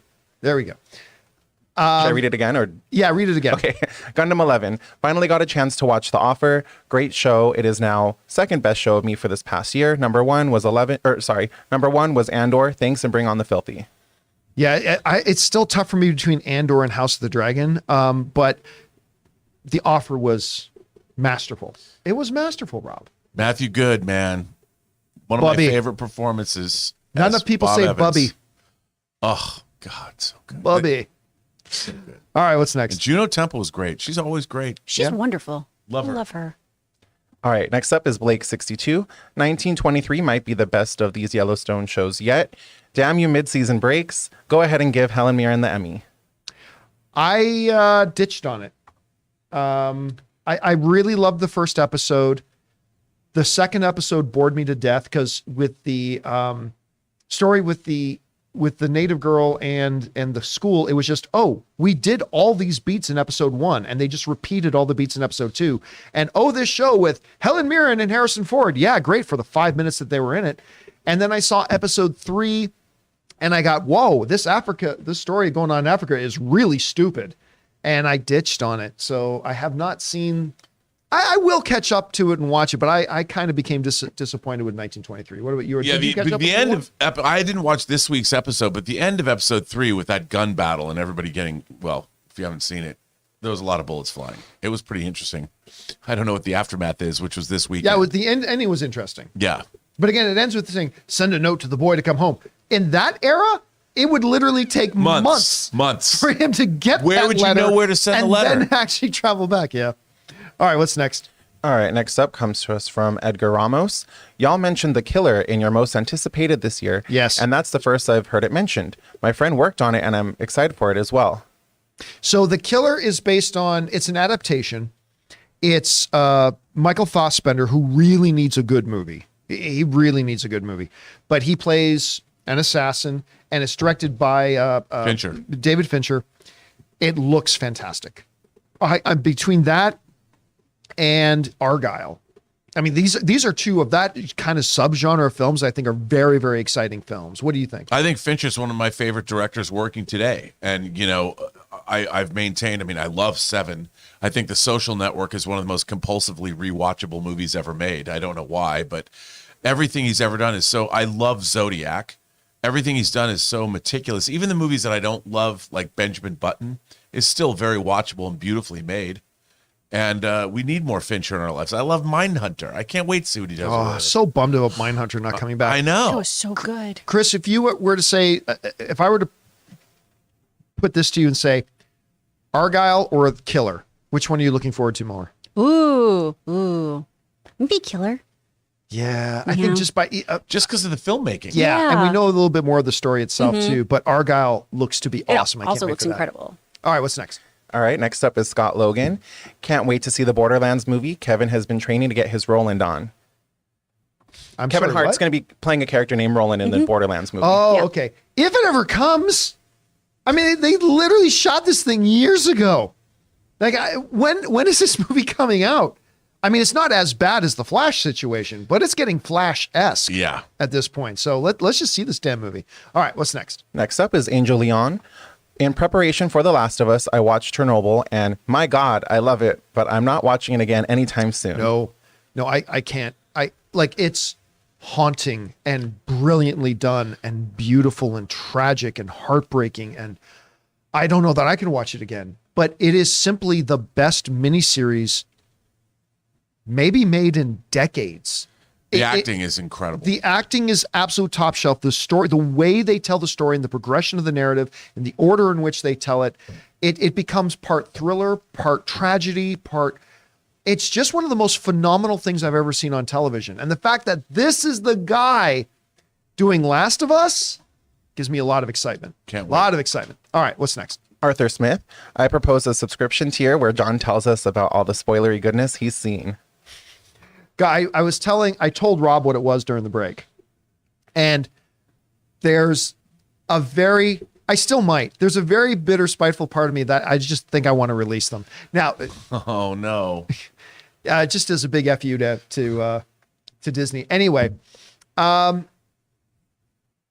not going to say anything else. And Rob won't either. All right, what's next? All right. Uncle Drew gifted 1 John Campea membership. Thank you so much for that. Thank you, Uncle Drew. Next up, we have Terry, who says, never bet against James. I mean, listen, how many times I was the same guy. Like I would bet against Lego movies, and I just stopped betting against Lego movies. It's a bad business to be in. It's a bad business to be in the doubting James Cameron business. Very bad business. That stock market has crashed. All right, what's next? All right. Shaky Jake 93 says, good morning, Smile Farmers. Out of curiosity, have any of you watched Dr. Disrespect on YouTube? He's at the top of the mountain, but literally only halfway up. LOL. So first of all, I love that saying, smile farming. They brought it up a couple of weeks ago, and I love that saying. Yeah, Dr. Disrespect is a true YouTube personality, even though he only recently went to YouTube because he got kicked off Twitch for reasons no one will ever find out. But he's a character. He wears the fake wig and the mustache and the fake mustache and all that kind of stuff. He has truly cultivated an online persona. And it's a wild character. So I've watched a little bit of Dr. Disrespect. Not totally for me, but man, what that guy has created and this online persona he's cultivated is pretty impressive. I'll have to delve into that. I watch a lot of YouTube clips, but I have not seen him. Yeah, and his live viewership is like stupid huge, like way huge. All right, what's next? All right, next up is Alex Mata. It's game day. Game day. There we go. Yeah. For a Regal Mystery movie tonight. According to them, it's no game day for that. No game day for the previous installments of the Regal Mystery movie being the greatest beer run and whatever that out. No. It does not get a game day shutout. I just wanted to be the one to summon the group game day. I've never summoned it from the group. You did a wonderful job. It is Thank you. Quantumania trailer day. It's Ant-Man game day. There we go. I'll give it for that. All right. And it is college football game day. That's right. Literally. Championships. All right, sorry. Finish off the question. According to them, it's from a major studio that has not played on a screen before this showing. My guess is missing. What are your guesses? Like I said, I think the person who wrote it in earlier, I think the two biggest, because it's not going to be Ant-Man and it's not going to be something big and major. I think Plane is definitely a contender. I'm excited about it. It's got that 90s action hero vibe. I put anything Gerard Butler and anything, I'll get excited for it. Or I think those are clear the two. I can't even think of a third option, to be honest with you. I can't either. Those are the only two coming up that I can think of. If it's Cocaine Bear, because that's next month, I'm going to be so pissed that I'm not going. I could see it be that. Don't they do the mystery movie though, like every Monday? No, it's not every month. It's just once a month? Once a month or every couple of months or yeah. I don't think it's too often, but I don't know if they're going to have another one before Cocaine Bear comes out. But if they have it when tonight, is Cocaine Bear supposed to come out? February. Let me check. I'll check on that. But let me read the next one and I'll get back to you. The last couple of ones have been movies that have been coming out within the next couple of weeks. Yeah. But if I agree, if I find out, because I'm not going, because they burned me before.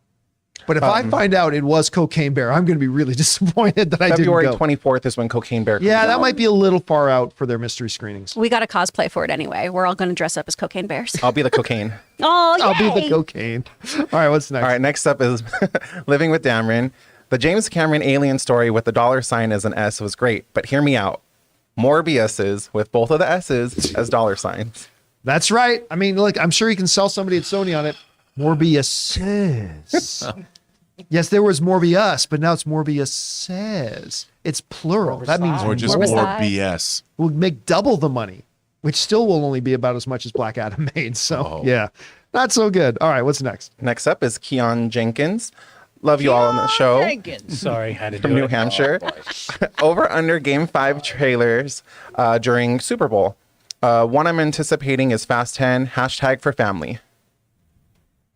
When's Fast 10 supposed to come out? May, I think. May? I think May. Is it that soon? Then 100%. I mean, they have played fast trailers before at Super Bowl. So I would say 100% on that. Like I would be surprised if they did not. I would be surprised if they didn't. All right, what's next? All right, next up, this is our final one from My Comic Planet. Watch the clip of Ricky Gervais hosting the Golden Globes. He roasts everyone. It's the most uncomfortable but ballsy awards monologue I've ever seen. My question is, how much of that did the Golden Globes know about beforehand?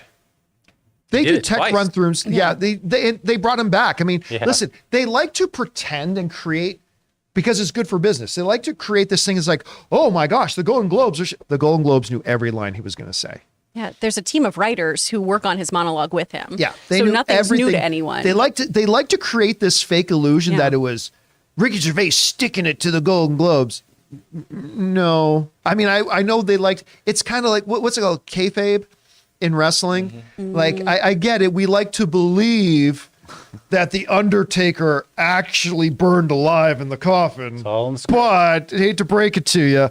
Yeah, I mean, but it was legendary. It really was legendary stuff. But, and I say this as somebody who's a big Ricky Gervais fan, it does get old. I mean, like once you've done it and even done it twice, then it becomes shock value and a law of diminishing returns. Now you got to go further. Because if you just do it kind of the same, then it just kind of feels like we've been there, done that. And then that runs out. So that's why when a lot of people ask me, hey, wouldn't it be great if Ricky Gervais hosted this? I like, as a Ricky Gervais fan, I'm like, yeah, actually, I don't know if that would be so great anymore. He did it. Right. He did it. So I don't, you know, what's like Parks and Rec with Pistol Pete and Pawnee, where all they keep doing is asking him to slam dunk the ball. It's like, okay, but we've been there. We've done that. So I don't know. All right. What's next? I think that's it, right? That's it for the So- for the members. All right, let's get over to the new ones that have come in Okay. then from our channel members. What do we got up here? From Alan Watson. Hey, John, been a fan since the AMC days. I'm from Panama. You've been with me since high school till now, my mid-20s. Oh, wow. Thank you for teaching me about the importance of objectivity and the intricacies of the industry. Well, I mean, and even more important, I honestly, to play on words here, I think the most important thing, the breakdown of civility and movie fan discussion, the most important thing that you must understand is the subjectivity of film, right? And that is what allows us to get rid of this stupid, idiotic tribalism that a lot of people try to create because they build their entire industry on people being angry and hating each other. To go, hey, I love this movie. You didn't? Cool. That's all. I mean, I wish you did, but you didn't. That's all right. Or, man, I hate this movie. You love it? Cool. I'm glad you love it.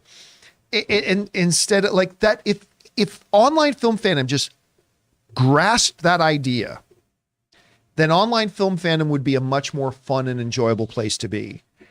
Instead, there are people like in our fan community that they just want there to be tribalism and to be, oh, you like that? Well, we don't. That means I hate you. I mean, it's just so it's the subjectivity of film that people just need to understand. Because if we all fundamentally understood that we are all different people and movies as art hit us all in different ways. And I want you to enjoy something that maybe I didn't like. If we could all get there, movie fandom would just be a lot more of a fun place to be.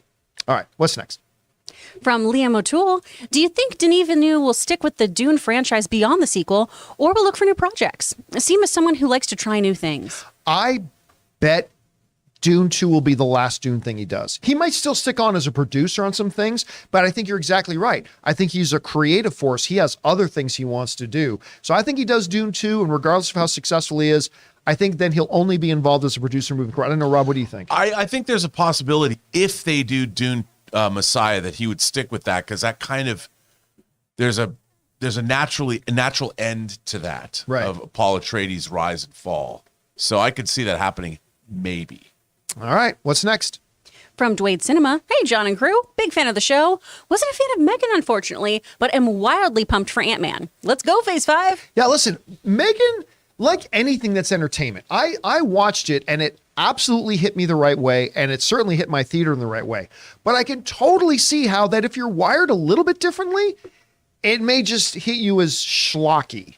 And I could tell, but for me, it completely worked. But I Right. could totally see why for some people it wouldn't. Absolutely 100%. So if it didn't work for you, didn't work for you. Nothing wrong with that. All right, what's next? From Sam Fisher. Oh, wait, sorry. Dwayne Cinema again. I believe that they will blow us away with 1 or 2 post-credit scenes in Ant-Man 3.